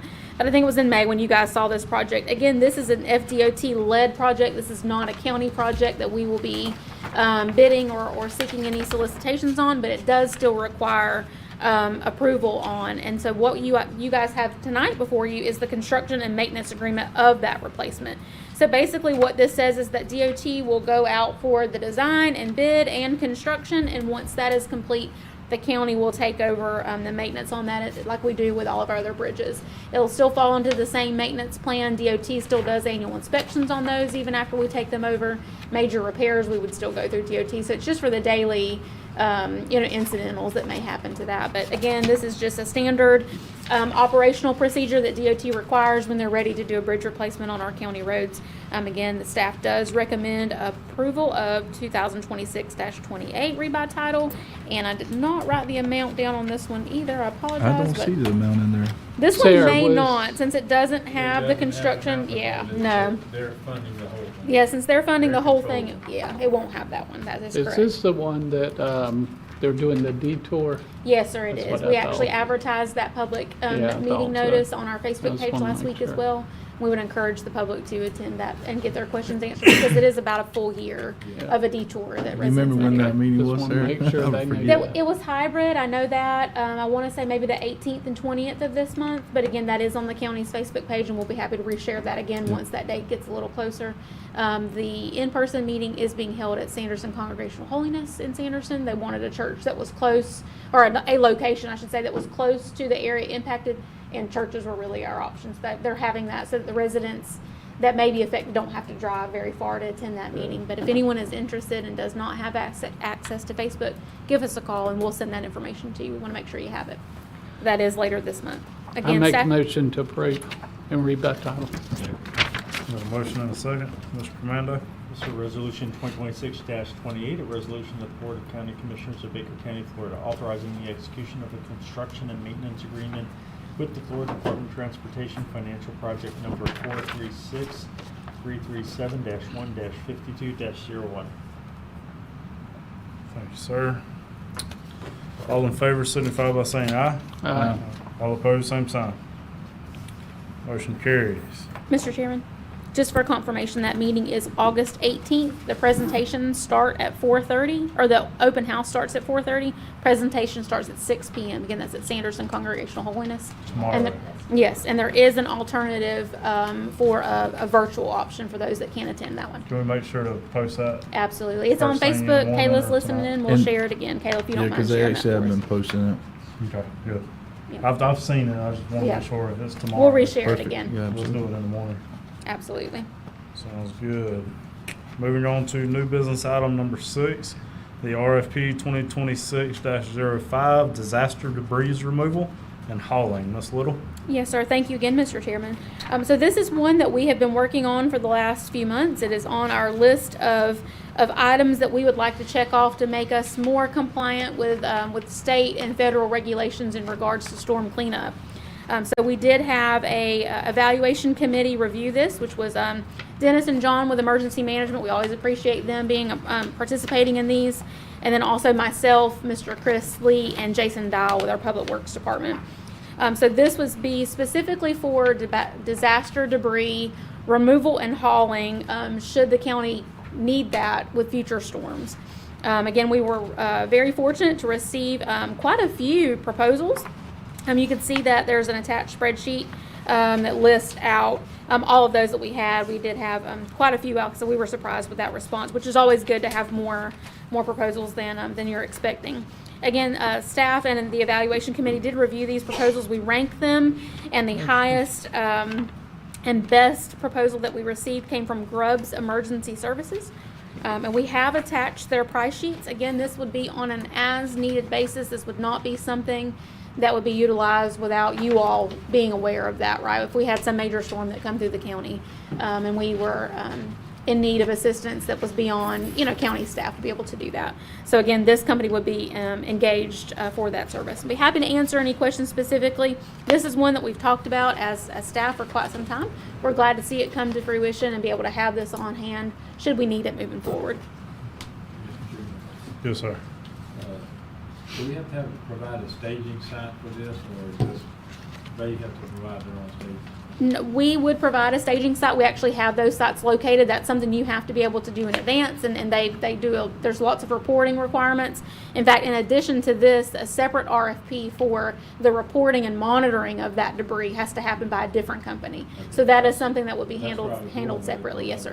Who's going to be tracking? Yes, sir. That is something separately would do. And right now, the former landfill site behind Animal Control is where primarily that debris goes. So Do we it, have to list that site on? we do. Facebook? Yes. It's registered every year. Yes, sir. register already? Yes, sir. That's the perfect site. And They- that, One more question. The other question I had, do we have any local contractors? That's what I wanted to know. No, sir, we did not. We did advertise it locally like usual on the Baker County Press and our website and Demand Star. There's no restrictions to where they were located at, but we did not have any local response. I've got one question. Do you have any? Nope. On the public notice on the back right here, it's got Tim Prep listed that they will be recommended for or award. Is that just Where are you at? I'm sorry. the second page? Oh, okay. Public notice pursuant to Florida statute, Baker County gives notice that Tim Prep will be recommended for approval or award. Okay. So- No, sir, that needs to be updated. Okay, so it is going to Grubbs, Yeah, correct? that is correct. Tim Prep did not respond to this one. Okay. I'd really like Now- to see local, I apologize, go No, ahead, no, no, Chairman. you're good. Go ahead, go ahead. I said, I'd really like to see local people going after this stuff. Yeah, that's why I was asking. I mean, I don't know that it's our fault. I don't know that there's anything we can do to make that more public to them. It is actually a problem we've had for a long time. It seems like just to get our people here are opposed to respond to these ads. When it comes to this I think a type lot of contract, insurance requirements too. yeah, the weird thing is when it comes to this type of contract, wherever the storm is, they all flood to wherever, like last one was St. Pete, everybody goes to St. Pete. We have needs, it's hard to find somebody anywhere. And another problem is having the staff. When you have a major disaster, you've got to have a ton of people in your team, and I'm not sure they're set up for that. Here locally. Well, I still feel like there's a business. These contracts come with very stiff requirements, Right. very tight requirements on the FEMA side. Typically, your Come local up. folks, Sorry. That's what I was concerned with. typically, local, small-town debris contractors don't have that level of, and it's a very in-depth, in fact, a very competitive group of folks that we had, not Yep. only the number of them, but all of them were very experienced. I can also share with the board that Grubbs, I worked with them in Lafayette County after Hurricane Idalia and saw the fantastic service. They're very comfortable working with fiscally constrained rural folks. That's what they do. And they're so fantastic, but typically the local folks just don't have the experience that it takes to get through all that FEMA hoops. And getting this contract in place gets us another box checked off, so that Absolutely. heaven forbid. Reimbursed.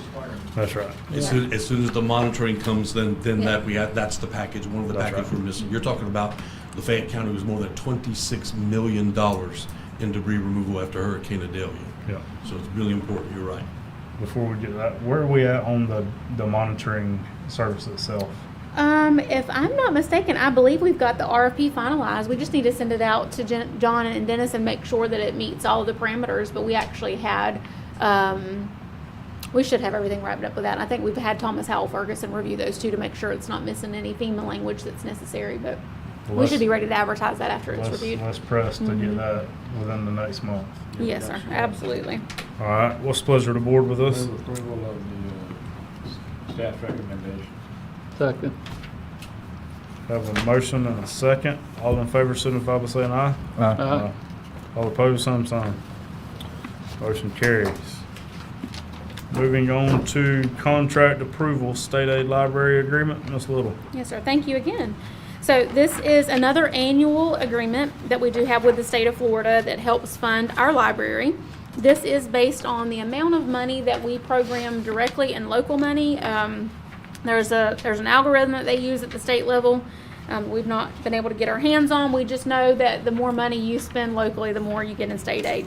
I will tell you there is not an agreement, an amount, included in this agreement because the state does not typically announce that until January or February. So this is one that they consider a grant. However, if you apply for it, it's guaranteed funding. Again, this is one that the county has had in place really for the existence of the library. This is a long-standing funding agreement that we have. So we do anticipate that revenue being comparable to recent years. I'm tongue-tied tonight. We don't have any issues or concerns. Like I said, we should be able to know that amount somewhere around February or March. In past years, it has been as late as May before they release that budgetary number to us. But again, staff recommends approval of the contract as submitted. Mr. Make Chairman, a motion to approve. Got a motion second. Go ahead with the question. No, I was making the Oh, you're motion. making a motion, okay. Got a motion and a second. All in favor signify by saying aye. Aye. All opposed, same sign. Motion carries. Now, we are on new business item number 8. We had the contract extension for Tarbox Consulting and Design moved down to the bottom. Yes, sir. And it was really the contract extension for Tarbox. Locklear and Associates will be number 9, and contract extension for North Florida Professional Services. One thing, I had those pulled down to the bottom because I was looking at it. We entered in a contract with Tarbox and, am I saying that right? Tarbox in 2018. Yes, sir. Has it went out to bid since then? Yes, it has. We actually did go out to bid, which you've got 2 more engineering services that are on an alternating schedule from these 2. So we have 5 in total. We have one additional to that specializes specifically in mining when the county had a mining project come forward. So that one is only on an as-needed basis. So in total, we have 6. But yes, we have put this out. We have added to our roster both Kimley Horn and Pittman Engineering since 2018. Those are on a different funding or a different contract schedule for those as well. Okay. So yes, these are 3 long-term they've all been on board relatively about the same time since 2018. Sure. Like I said, we brought the other 2 on. They're in year 2 of their contracts now, but we did re-advertise this publicly 2 years ago. Now, they all have their own specific. They're all some of them are very niche in what they do, and some of them are very big and broad, like Kimley Horn, who's got, 100+ employees at our disposal for large projects. Pittman specializes in DOT projects and roads and all of those different things. So absolutely, Okay. we rotate through them as we give them projects so that we're not overloading just one in particular. But if we have one that specializes in something, we'll send the project to them. And that was my concern. My concern is just, we just ran into the example, or a perfect example within the past couple of months with the Midpoint Development submitting the application and then it being too big for in-house to review it. Absolutely. So then we send it out. And that's what I was just making sure, like, I know Tarbox is a smaller Right. outfit and Right. just making sure that we have the resources in place, This is a 3 additional years to this contract extension. In 3 years, the whole landscape of Baker County could be a lot different. And so I'm just Absolutely. making sure that we have it in place with others and everything else. That way we are looking ahead, not constraining ourselves to an outfit. I think Tarbox is excellent. Don't get me wrong. Absolutely. This is no offense to Tarbox whatsoever. It's just making sure we're geared in a position that we can advance. Right, So absolutely. That was my only concern. with Yeah, this and one. they really range from small firms like Pittman Engineering and Tarbox who do a great job, but they may be 2 or 3 staff members in total versus North Florida Professional Services and Locklear who are pretty mid-sized to larger firms on what they do. And then you've got those big heavy hitters like Kimley Horn that we also Right. have I at our mean, disposal as well. And you Yeah. don't need Kimley Horn or ETM to Absolutely. review each Right. individual item. That's why these are key and crucial. I just wanted to make sure we had a vast variety Absolutely. of different engineers on hand so that we could go forward. And I Yes. like that we're doing 3-year contracts, so that way we're not rolling them over a lot. And so that way, if we're there in the middle of a project for us, it's not creating any confusion there. Absolutely. That was the only reason I wanted to pull it out, sorry. Yeah, we had, just what you was talking about, we discussed it about 2 years ago. And then that's when we went ahead out for RFP to pick up a couple more engineering Right. firms, just for that simple reason that we was overloading what we had.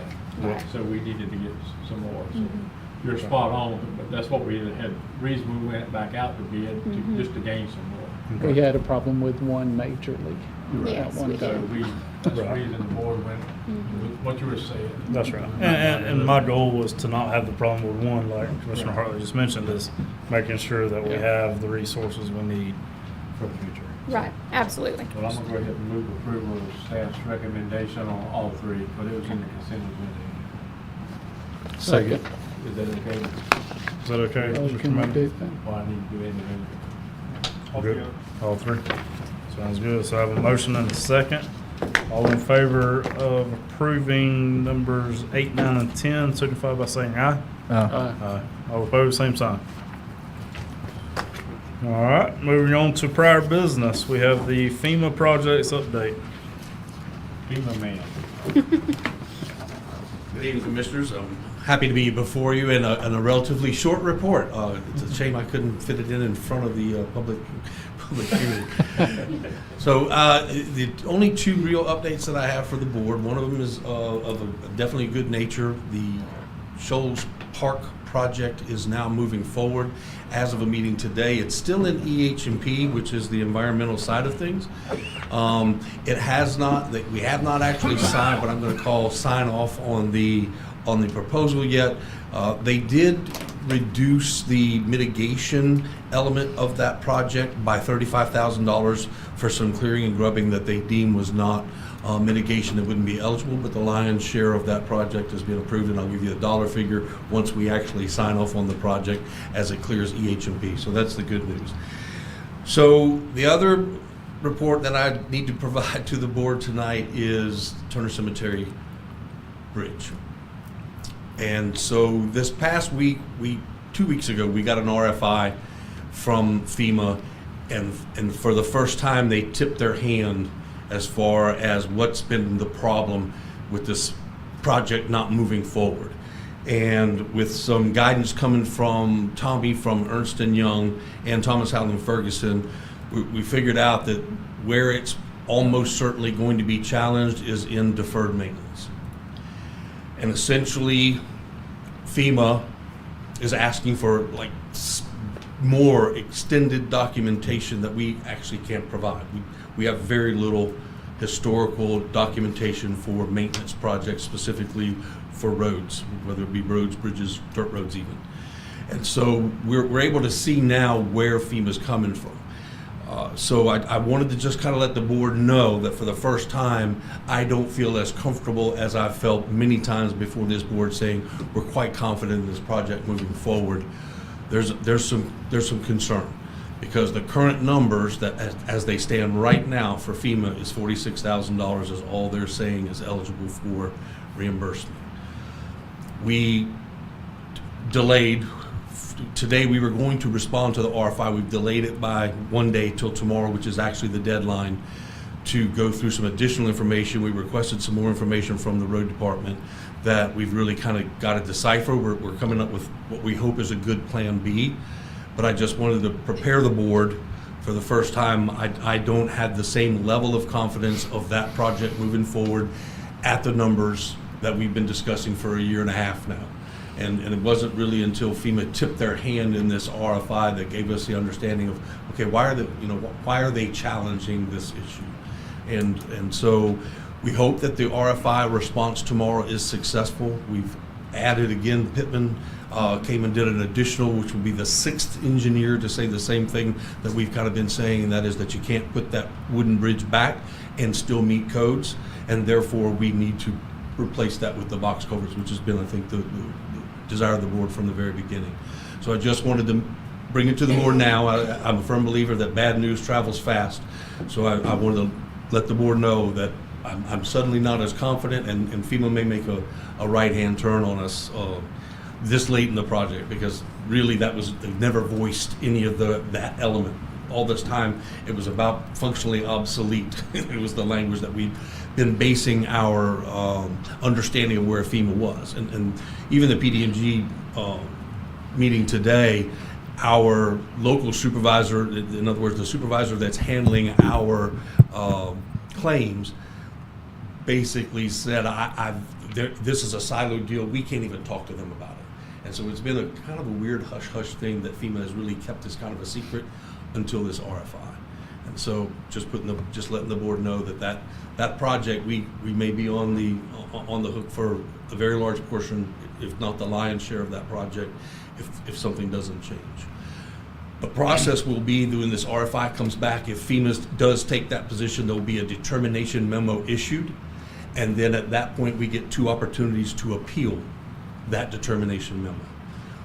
Thomas Howland Ferguson still feels very strongly that we have provided adequate and ample documentation and engineers' reports to support what the county's position is, but FEMA gets to make the call, and it's 100% FEMA's choice. So I just wanted to bring the board aware of kind of that shift in what happened with that project over the last 10 days, and I'll still keep fighting. We had a very spirited conversation today, once again trying to explain and the problem is we're not talking to the people who make the decisions. We're talking to underlings. We do have a new supervisor, PA supervisor, who's a part of this. Unfortunately, he wasn't on the call today, but we still continue to fight fervently for the county's position that we think that project should be reimbursable at or near the full extent of the project. But again, truth in advertising, I want to make sure the board knew first that I'm not as confident as I was for the last 2 years. And right now FEMA's position is 86,000? 46. 46. And the total project is? $1.125 million, $1.1 million, $1,125,000. 827. That number is closer to what, and I'm shooting from the hip here, but that number is much closer. I was thinking it was 800 and change. I apologize. I read the long line. I assumed you started at the top of the list, so that was my fault. That's Steel Bridge Road. I apologize. Forgive me. Steel Bridge Road is still in the CRC, so I reported to the board that they were moving that project forward, but it hasn't moved. So I'm going to interrupt you real quick. No, sir. So right now we're about $781,000 off on Turner Cemetery Yes, sir. from what FEMA is saying they can pay versus what it's going to cost us to fix. So I'm going to paraphrase here. FEMA is acting as if that bridge was not taken care of, and therefore the value of that bridge, because of the lack of maintenance and repairs that were done, what they don't like to do and will not do is pay for you to upgrade your stuff that you weren't maintaining at the time. Right. And so their position, at least from what they've tipped their hand in the questions, is that they're saying that the maximum value of that project is $46,000. Now, we're challenging that on every level, because that literally is the pilings. Every one of our engineers says we can't even put a piece of equipment in there to replace one pile for $46,000. Right, correct. And so that's kind of been the angle we've been going all along, but we didn't understand why they were assigning that $46,000. And it now appears that they are questioning whether or not we had a viable bridge in the first place, because it was not maintained. And so I reached out to Chris on the way here, and I didn't get him. I intend to have a conversation with Chris tomorrow to get him to help me explain. So we actually went back today and pulled the 2022 AIRS report to show the difference between what was done when it was inspected in 2022 and 2023.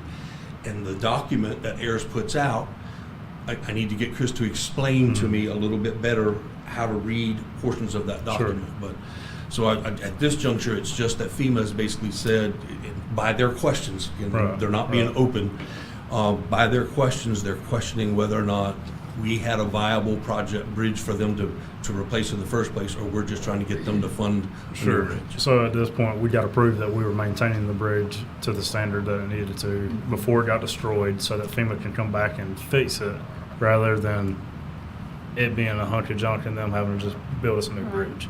Correct? Yeah, I mean, the first report that we have came from an engineer that FEMA sent out, and the number one page says, it appears to be in good standing order, like a well-maintained bridge is what we've submitted back again.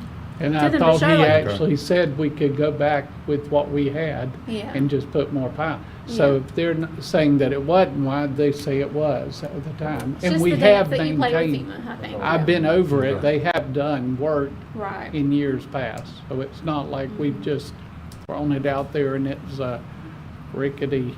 Absolutely. And the argument is that the repairs that are listed had nothing to do with the failure of that bridge either. Right. That they were not, they were not If the we reason wouldn't why have had that, bridge it failed. would have still been a viable bridge to go Right. over. Sure. Right. Mr. Anderson? So- Chairman, I'll recommend Sarah contact our federal legislators. We talk to them frequently about these projects. We need a letter Yeah. drafted from our board, from the chairman, and sending out them to take a look at this.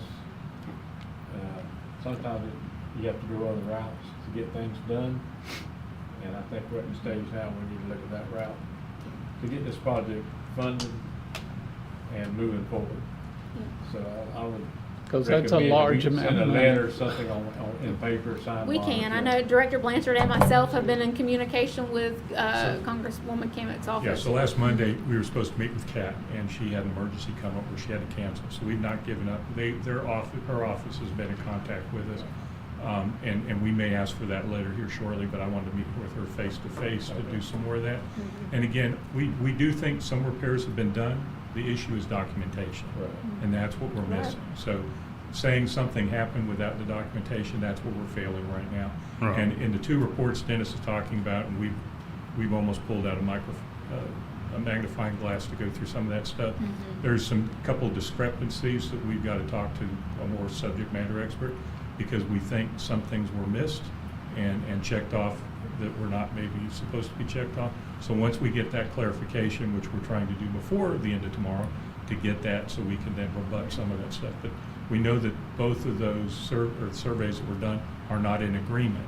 And we know that FEMA, our opinion is FEMA's looking at that last one, saying that some things were not done based on the last review that was done, and we don't think that's necessarily accurate, but we don't have anything from our road department to show that we did it. So we're doing brain surgery right now, but I think we're doing everything we can, and we're fighting as much as we can. And we got bloody knuckles, and I can tell you that every time you call FEMA, they know where Baker County is.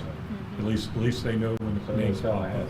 But we're not going to give up. So hopefully, and again, if you look at all the projects, we've been very successful with a lot of them. Absolutely. But we're not going to give up on this one either. That's right. I mean, we're fighting for three Well, quarters of the I never questioned y'all's ability.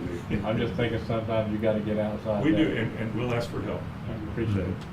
And I'll be honest with you. So when I requested some follow-up documentation this afternoon, it immediately became apparent to me that FEMA may be actually not understanding what they're reading. Now, it's also, I'm not going to make any excuses at this juncture for whatever the road department has or has not done, but the documents themselves, it may be that they're misreading what's actually in the document. And we're going to do some homework and kind of figure it out. And the biggest thing is that they're missing the forest for the trees, because the damage that they're talking about is on the deck. It was the substructure that was damaged that caused that bridge to be closed, and the top of it was floating down there until our citizens put it back together. So, but we're not going to quit fighting, but I just want to make sure the board is aware that's a left-hand turn for me. It caught me off guard. We'll definitely keep working with all the staff and try to make sure we push that one along. Yes, sir. Mr. Chairman? Could I just make a simple clarification for and correct me if I'm wrong, Sarah, Chairman? The discussion that we're having here has nothing to do with the actual construction or repair of this bridge on Turner Cemetery. This is only for the funds.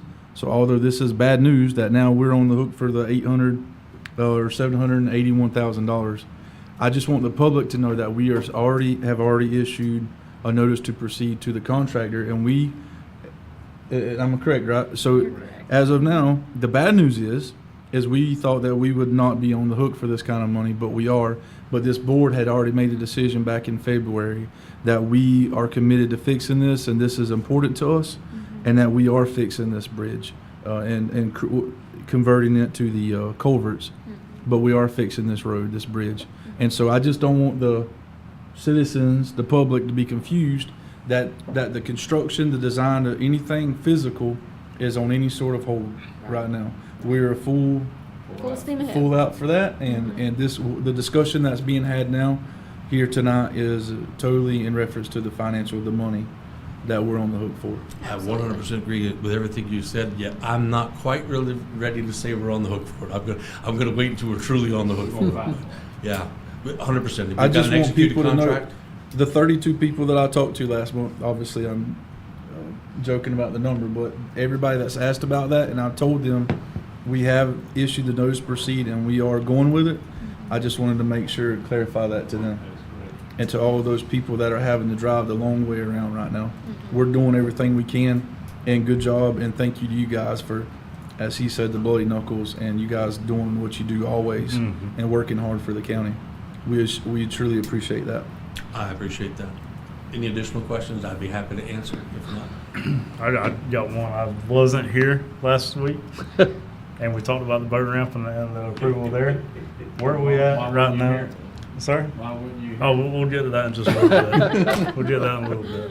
But as far as everything goes on your end right now, you're good to go and the boat ramp's rolling, right? That's 90% plans were submitted, Yep, got the head nod, and we're rolling with it. yes. We're on we FEMA submitted project, so I wanted to make sure we spoke about it. Yeah, we submitted that to FWC also, Okay. and got some comments back. We can go over that in pending business too if you want. Whenever, so that'd be good. We'll do it in the business. That'd be Yeah. fine. Thank you. Yes, sir. Actually, Thank y'all. Dennis, this may not be the right time. The middle school generator, have we made any progress on that? And It's always around that, when you got heaven, isn't it? So I'm sorry, Absolutely. we notified all of the people that applied, so that has been canceled, that RFP's been canceled. okay, Several reasons. One is all the vendors indicated to me that they were not going to be able to meet the timeline. And then the other issue was there were some concerns the school had, and we rectified that. So just so everyone knows about that, the initial plan that I had was we were looking to get an HMPG grant so we could put in a switch and a mobile generator so we could move it to several different locations. That HMPG grant was taking a long time. It is still moving forward, so that is still, in a sense, my backup plan, but it was originally my main plan. How this last grant came up was actually an ARPA funding. And what the state said was because, or FDM said was because it was taking so long for the HMPG grant to happen, they would give us this funding, but that generator had to be permanent mounted and it had to power the entire school.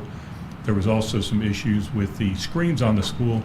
It took the state a year and a half for me to get them to come here and review those screens to tell me that they were in fact need to be replaced.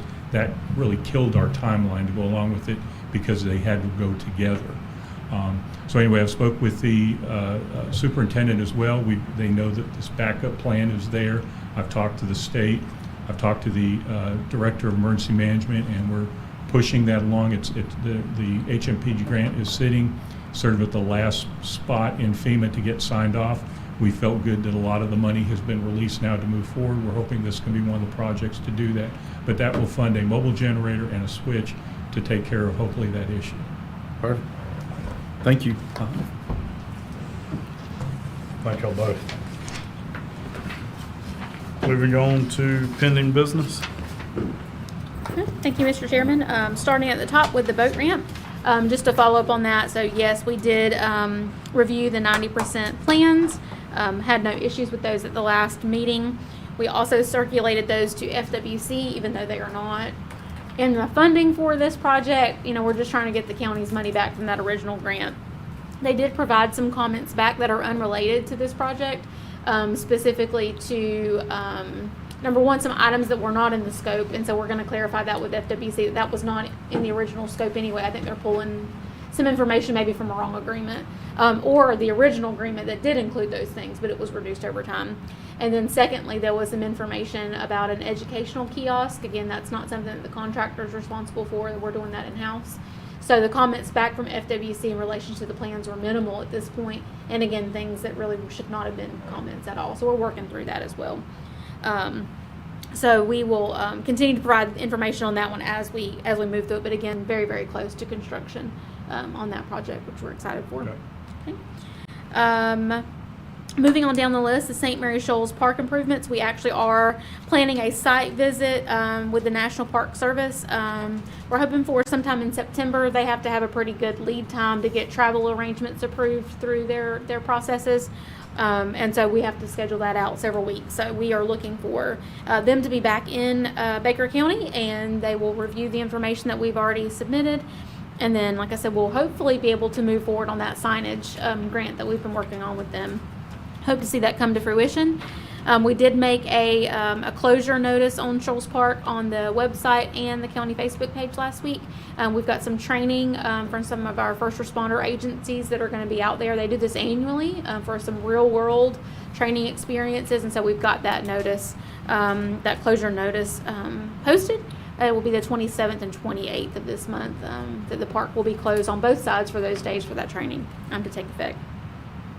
Moving on down the list into NAB Sports Complex, I did have a conversation this morning with Mr. Brian Rao, and he is very close to being able to present all of the bids to us for the construction of the concession stand / restroom facility that we're going to be building there.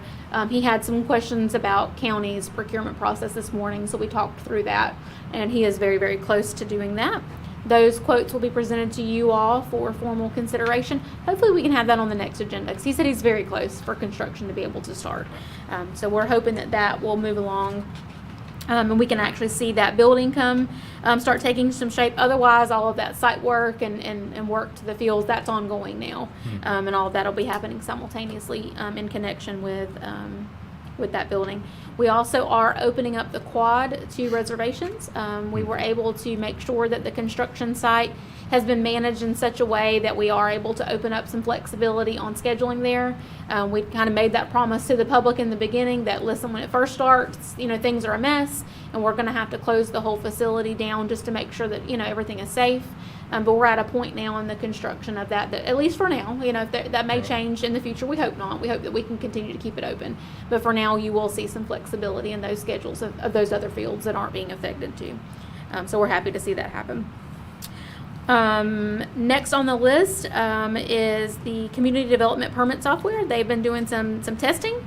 Last Friday, they actually closed the office a little early and went through that portion on their side. So like I said, we are right here on the home stretch on seeing that come to fruition too. So working out those last minute kinks and starting the scheduling of training for people that may be using it. And credit card processing. Absolutely. I'm just looking at you, just know that you're so eager to use it. But we're really like I said, we're very close. Staff are excited to see that come to fruition as well. So We kind of got to see some of the public facing elements last week. We were pleased with it. So when do we think that'll be totally off this list? I mean, I'd say we're I'd say 2 weeks out. If honestly. she says 2 weeks again. I know. Yeah. She has said 2 weeks for Yeah, like every 3 2 weeks. weeks. Yeah, I think it Yeah. needs to be moved along. Well, that's quite what they're quickly. telling us when it comes to credit card processing. So We did request some changes. Yeah. So we haven't seen those changes yet. Now, that was just on Friday. But Right. they are still working on the actual card processing part. Right. But we should be ready for training soon, because we could do that training element even if it wasn't live. When you say Training. go ahead, come on. Training for For public? like contractors and things like Okay, that. We okay. plan Yeah. to have a training to kind of walk through contractors, how they would register, how they would pay. But I mean, it can be fees, how they would live submit. before then, though, right? It Yeah. could, yeah. It I could think go it either should way. be live, and whoever I mean, needs the it's- training can get the Yeah, training, as soon but as we can get this thing it's live, been- and whoever needs training. we've been told months and months this would be ready, and it's not. Yes, So somebody needs to get it ready. Like, is it the I don't hold up know the who. credit card fee company or the programming fee? That's just a portion of it. It's both. They're still working on the card processing, and then the public facing element, we just got to see that for the first time Friday, and there were some changes that needed to be made to it. You just seen it for the first time Friday. On the public facing side. Right. We've been using it internally for a while now, but Friday was the first time that staff got to view the public facing side. Let's push it, please. Again, county staff is finished. We're waiting on vendors to do their jobs at this point. Yeah, I don't think, we're not questioning you guys doing your Yeah. job. Maybe we need to push, but you guys need to push them or somebody. We are. Again, I think it goes along the lines of when our phone numbers are on their caller ID, they know who we are when we're calling. But we will continue to push that. And I think the problem at this point too is you're dealing with two vendors who are now working together. You've got the software company and the credit card company who are now working, Let and me tell you what the It's Or hard to problem get- is. Or lack of working. it's hard to say who's at fault when both of them are now working on it Let me simultaneously. tell you what the problem is. People in today's society just do not care. Yeah, I deal with deadlines it are. every day. Yeah, deadlines They're don't gonna mean tell anything. you it's 2 weeks. 2 weeks just buys them 2 weeks that you're not bothering them. And they're still not working on anything. And then the next time they're gonna tell you 2 weeks. I deal with it every day. With some of my subcontractors, well, some of them are no longer my subcontractors, just for that reason. But it's customer service don't mean a whole lot anymore. Hey, That's look- just my 2 cents worth, it don't mean anything. LaDonna, have you ever set an alarm for 11 a.m. and 1 p.m. every day of the week and called somebody and asked them what the status of something was before? It's amazing how quick that 2 weeks goes from 2 weeks to 2 days. And you don't have to be hateful. You can be as kosher. Hey, have it, yeah, I've actually done that to an engineer. yep. So just take it from somebody with experience. I haven't got to do that, but I like Yep. that idea. I had to do it for 6 months, and I finally got what I wanted. I'm But- looking back at my April notes, and I mean, we said we'd be live by 7/1, so we just. Yeah, Yeah. the original completion date was the beginning of July, yes, sir. All right. Yeah. Thank you. And that was on the public side.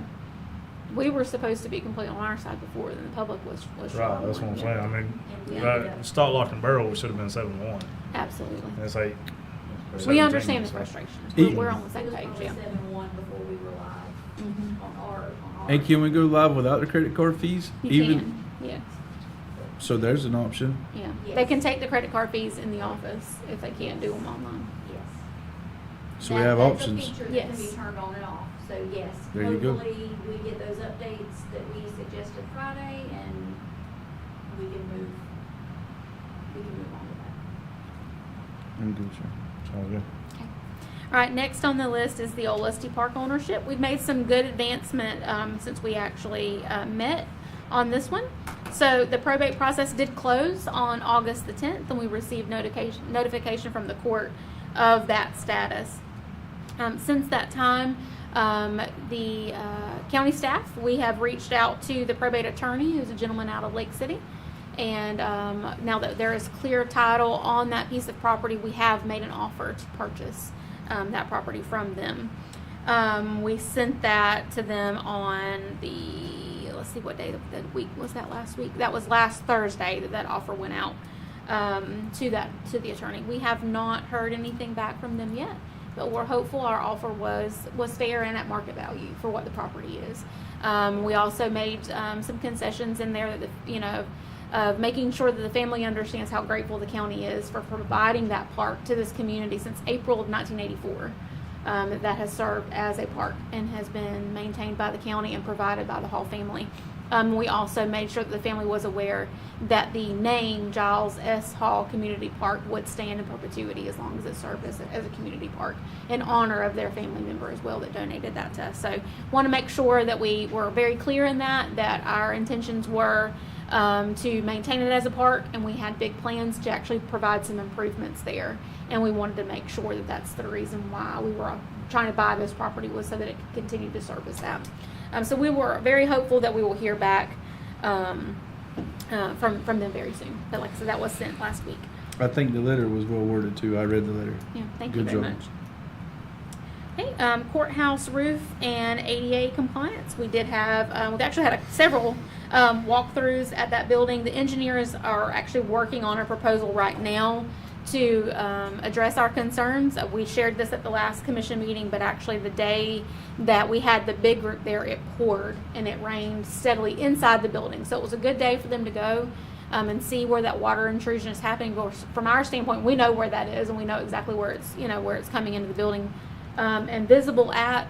But it was good to see those people that are going to be working on it for us see it, in real time and have that. So we know that those proposals will take a few weeks to get that back from them. But again, that is in their wheelhouse now, and they are working on that.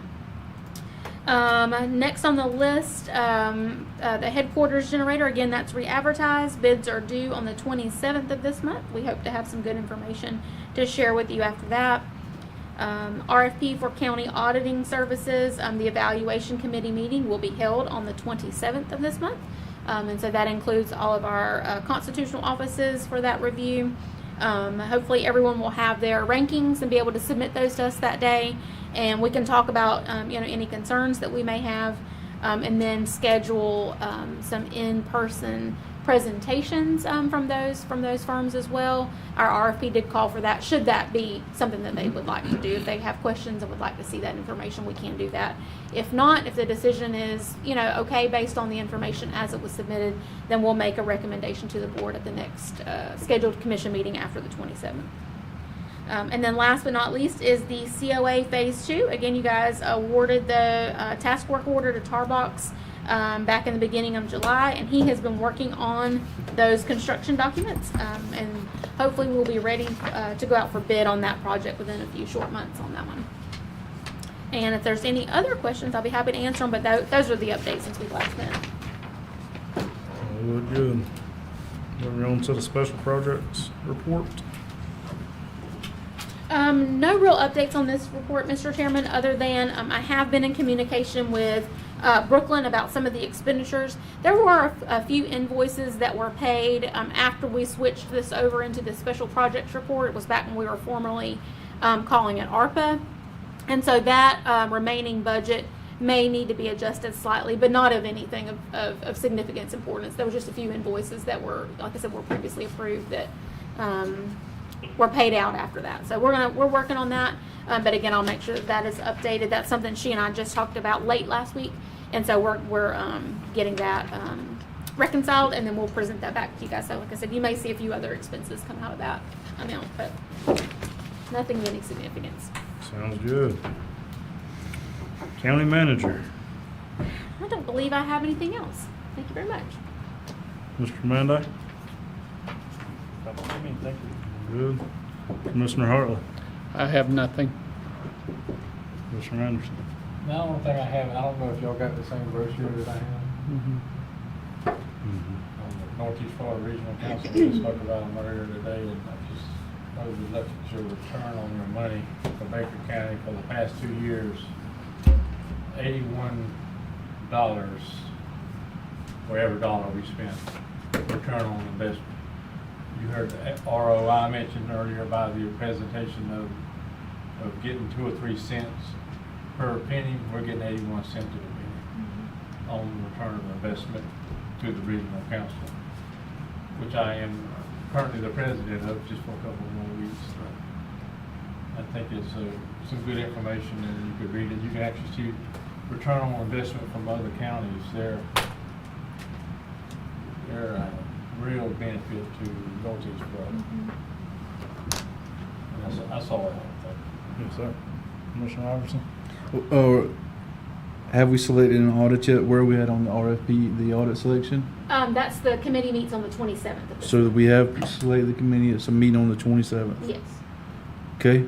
Are we getting good responses back on our social media that we're putting out on just the informative posts that you guys have been doing a really great job of it. I see. I Thank believe. you.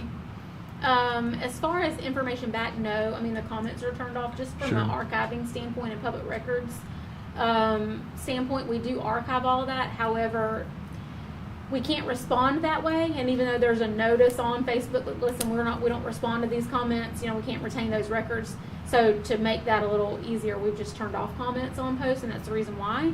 So we're not getting them back that way. And I'm not engaged on Facebook myself personally, so. I know that I've gotten some comments in the community that people are appreciative of it. That's I what don't I know how mean. far it's going, but I think it's making at least a little dent. Has it remotely slowed the phone calls and questions down? Hard question to answer, I know. From specific people, yes. Okay. But maybe not overall. I think people that are paying attention to those posts, absolutely. Have we made any? Last week we talked about the barrier at Margaretta Park. The citizen come in and talked about the barrier. Mm-hmm. Have we made any headway on that? Do we know? I was going to ask Chris, but Yeah, so we do have a policy that will be presented to you all at the next commission meeting for speed bumps, humps, whatever you want to call them, traffic control devices. And so that is wrapped up and that will be here. Commissioner Mann has been very vocal on what that looks like, and so we wanted to wait until he was here in person to be able to talk about that. Okay. I can tell you from our standpoint, as far as installation of any more bollards go in that area, no, there are no plans for that. We've expended the money for that. At this point, they are driving so far down the sidewalk to get to that. I think it's a law enforcement issue at this point. We could line the entire road with bollards, and it could still potentially be a problem. So at this point, we're going to ask the sheriff's office can do some patrols because of the length in which they're. At some point, we have to say we have done enough.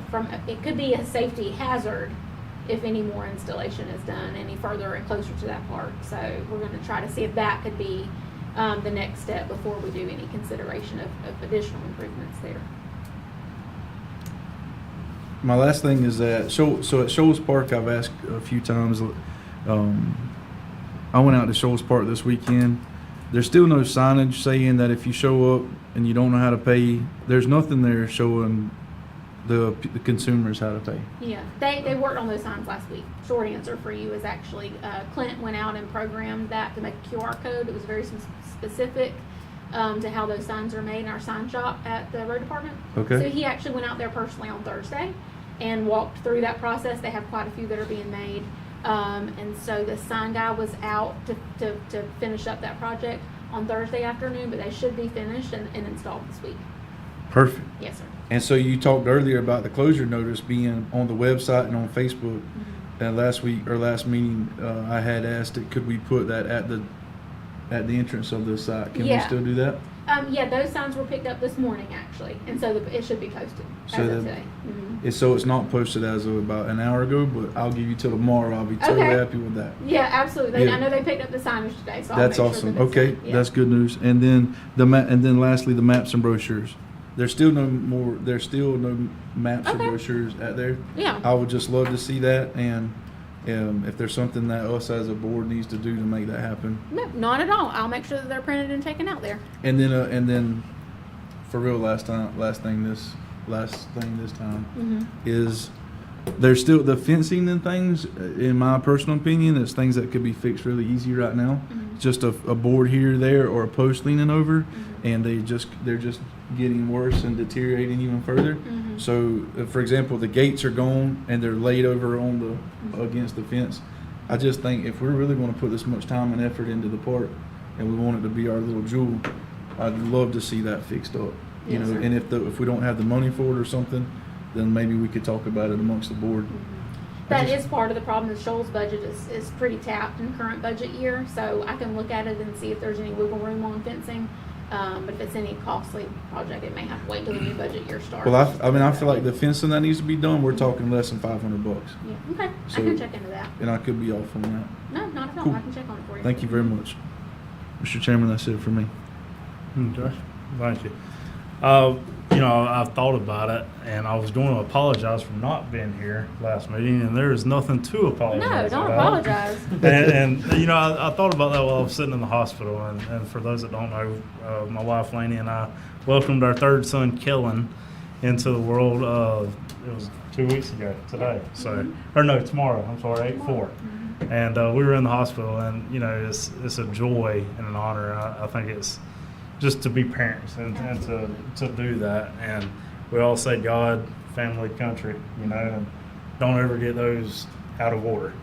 And that's something to not apologize for missing a meeting for, because you got to make sure your priorities are in line. Going into some other things I had to question. Where are we at on impact fees? I know we said that was towards the end of the year. Do we have any update on that? Still just working on it. It was a pretty lengthy list of documents for all 6 of those things. So, like I said, we're working on all of those things. All of those requests to submit to them from an Okay. internal level. But yeah, Sounds good. we're still on schedule. Can we put that Yeah. on pending business maybe until that is presented before us? Yeah, we sure can. You know what? I think I actually did, and then I might have used Did an you? old version No, you're fine. on this meeting agenda. Okay. But I'll make sure either way. Looking at so I know we had our budget workshop on 8/4. Mm-hmm. Going forward from that, I know we have another one on 9/1. Is that correct? 9/1 at 2 p.m. Correct. I know we've got a lot of work to do before then, because as we sit currently, I think we're about, this fiscal year should be about $4 million in the hole. And I had a meeting with Brooklyn this afternoon trying to figure out exactly where we're at. We all sat up here and we've all been like, oh man, we got this money. Well, it's steadily going out, and I think that is very important. And this is something that I'm going to challenge the rest of the board, that on that 9/1 meeting, we sit down and say, hey, look, here's the number. We're not going below, and that's where we need to stay.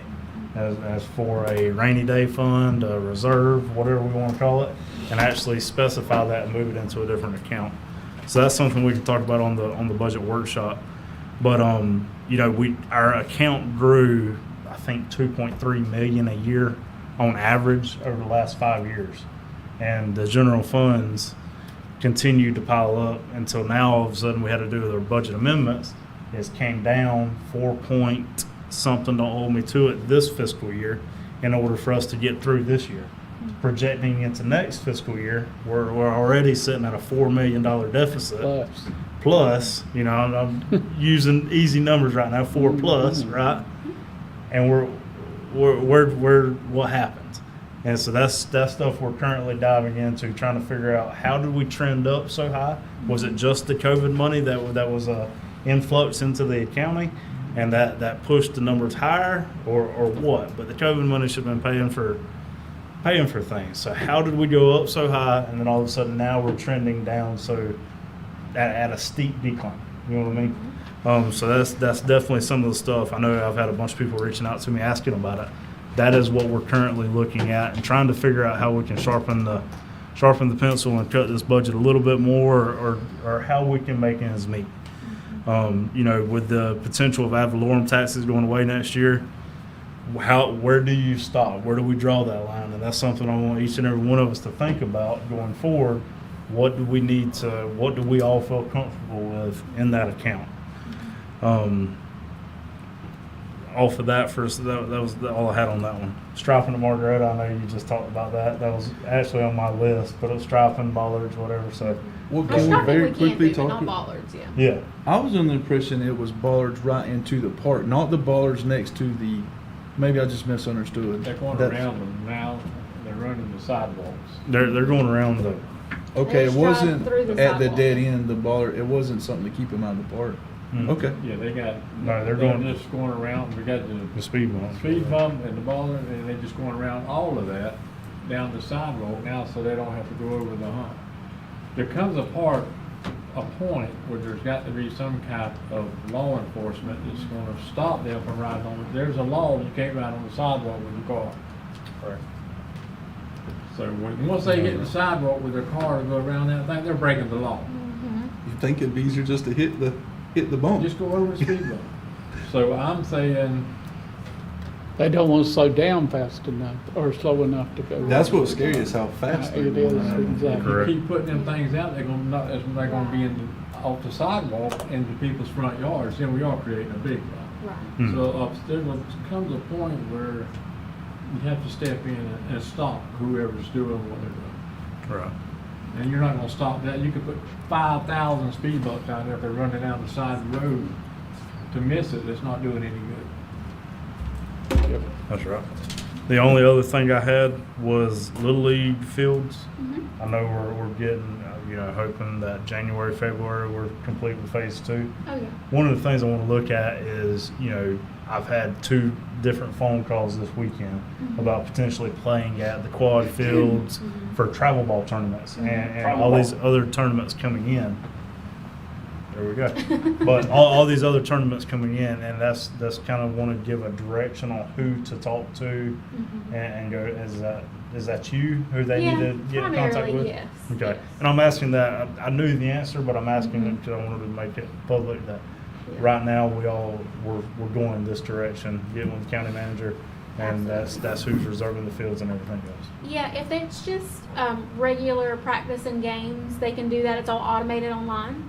They don't have to talk to staff. But it's specifically a tournament, requires some extra effort on our end. And That's so, right. yes, they would need to call us to talk to us about that. Okay. Because we require that staff be there for those types of things to make sure that if the fields need to be drug in between, or if That's there's right. any kind of, bathrooms need to be restocked and all that there's people there Sure. managing that. Well, part that's that day. definitely something I think we should push once we get the facilities up and Absolutely. running. And I think that is something that will be utilized by the bumps. Yes, So we just need to be gearing up to have that in place. That way we can do that. So, absolutely. other than that, I'm good. Anybody else? Thank you, Commissioner Matt. Sir? Thank you, Commissioner Mann, for listening. Oh, yeah. Yeah. Thank you, Commissioner Mel. I forgot you were sitting there. It's 1 o'clock in the morning there. Well, it's 1:30 in the morning here, so I'm hanging in there. Roll over and go to sleep. So we did hear him snoring earlier. I'll take a motion. Y'all have a great night. Thanks. You too. Bye.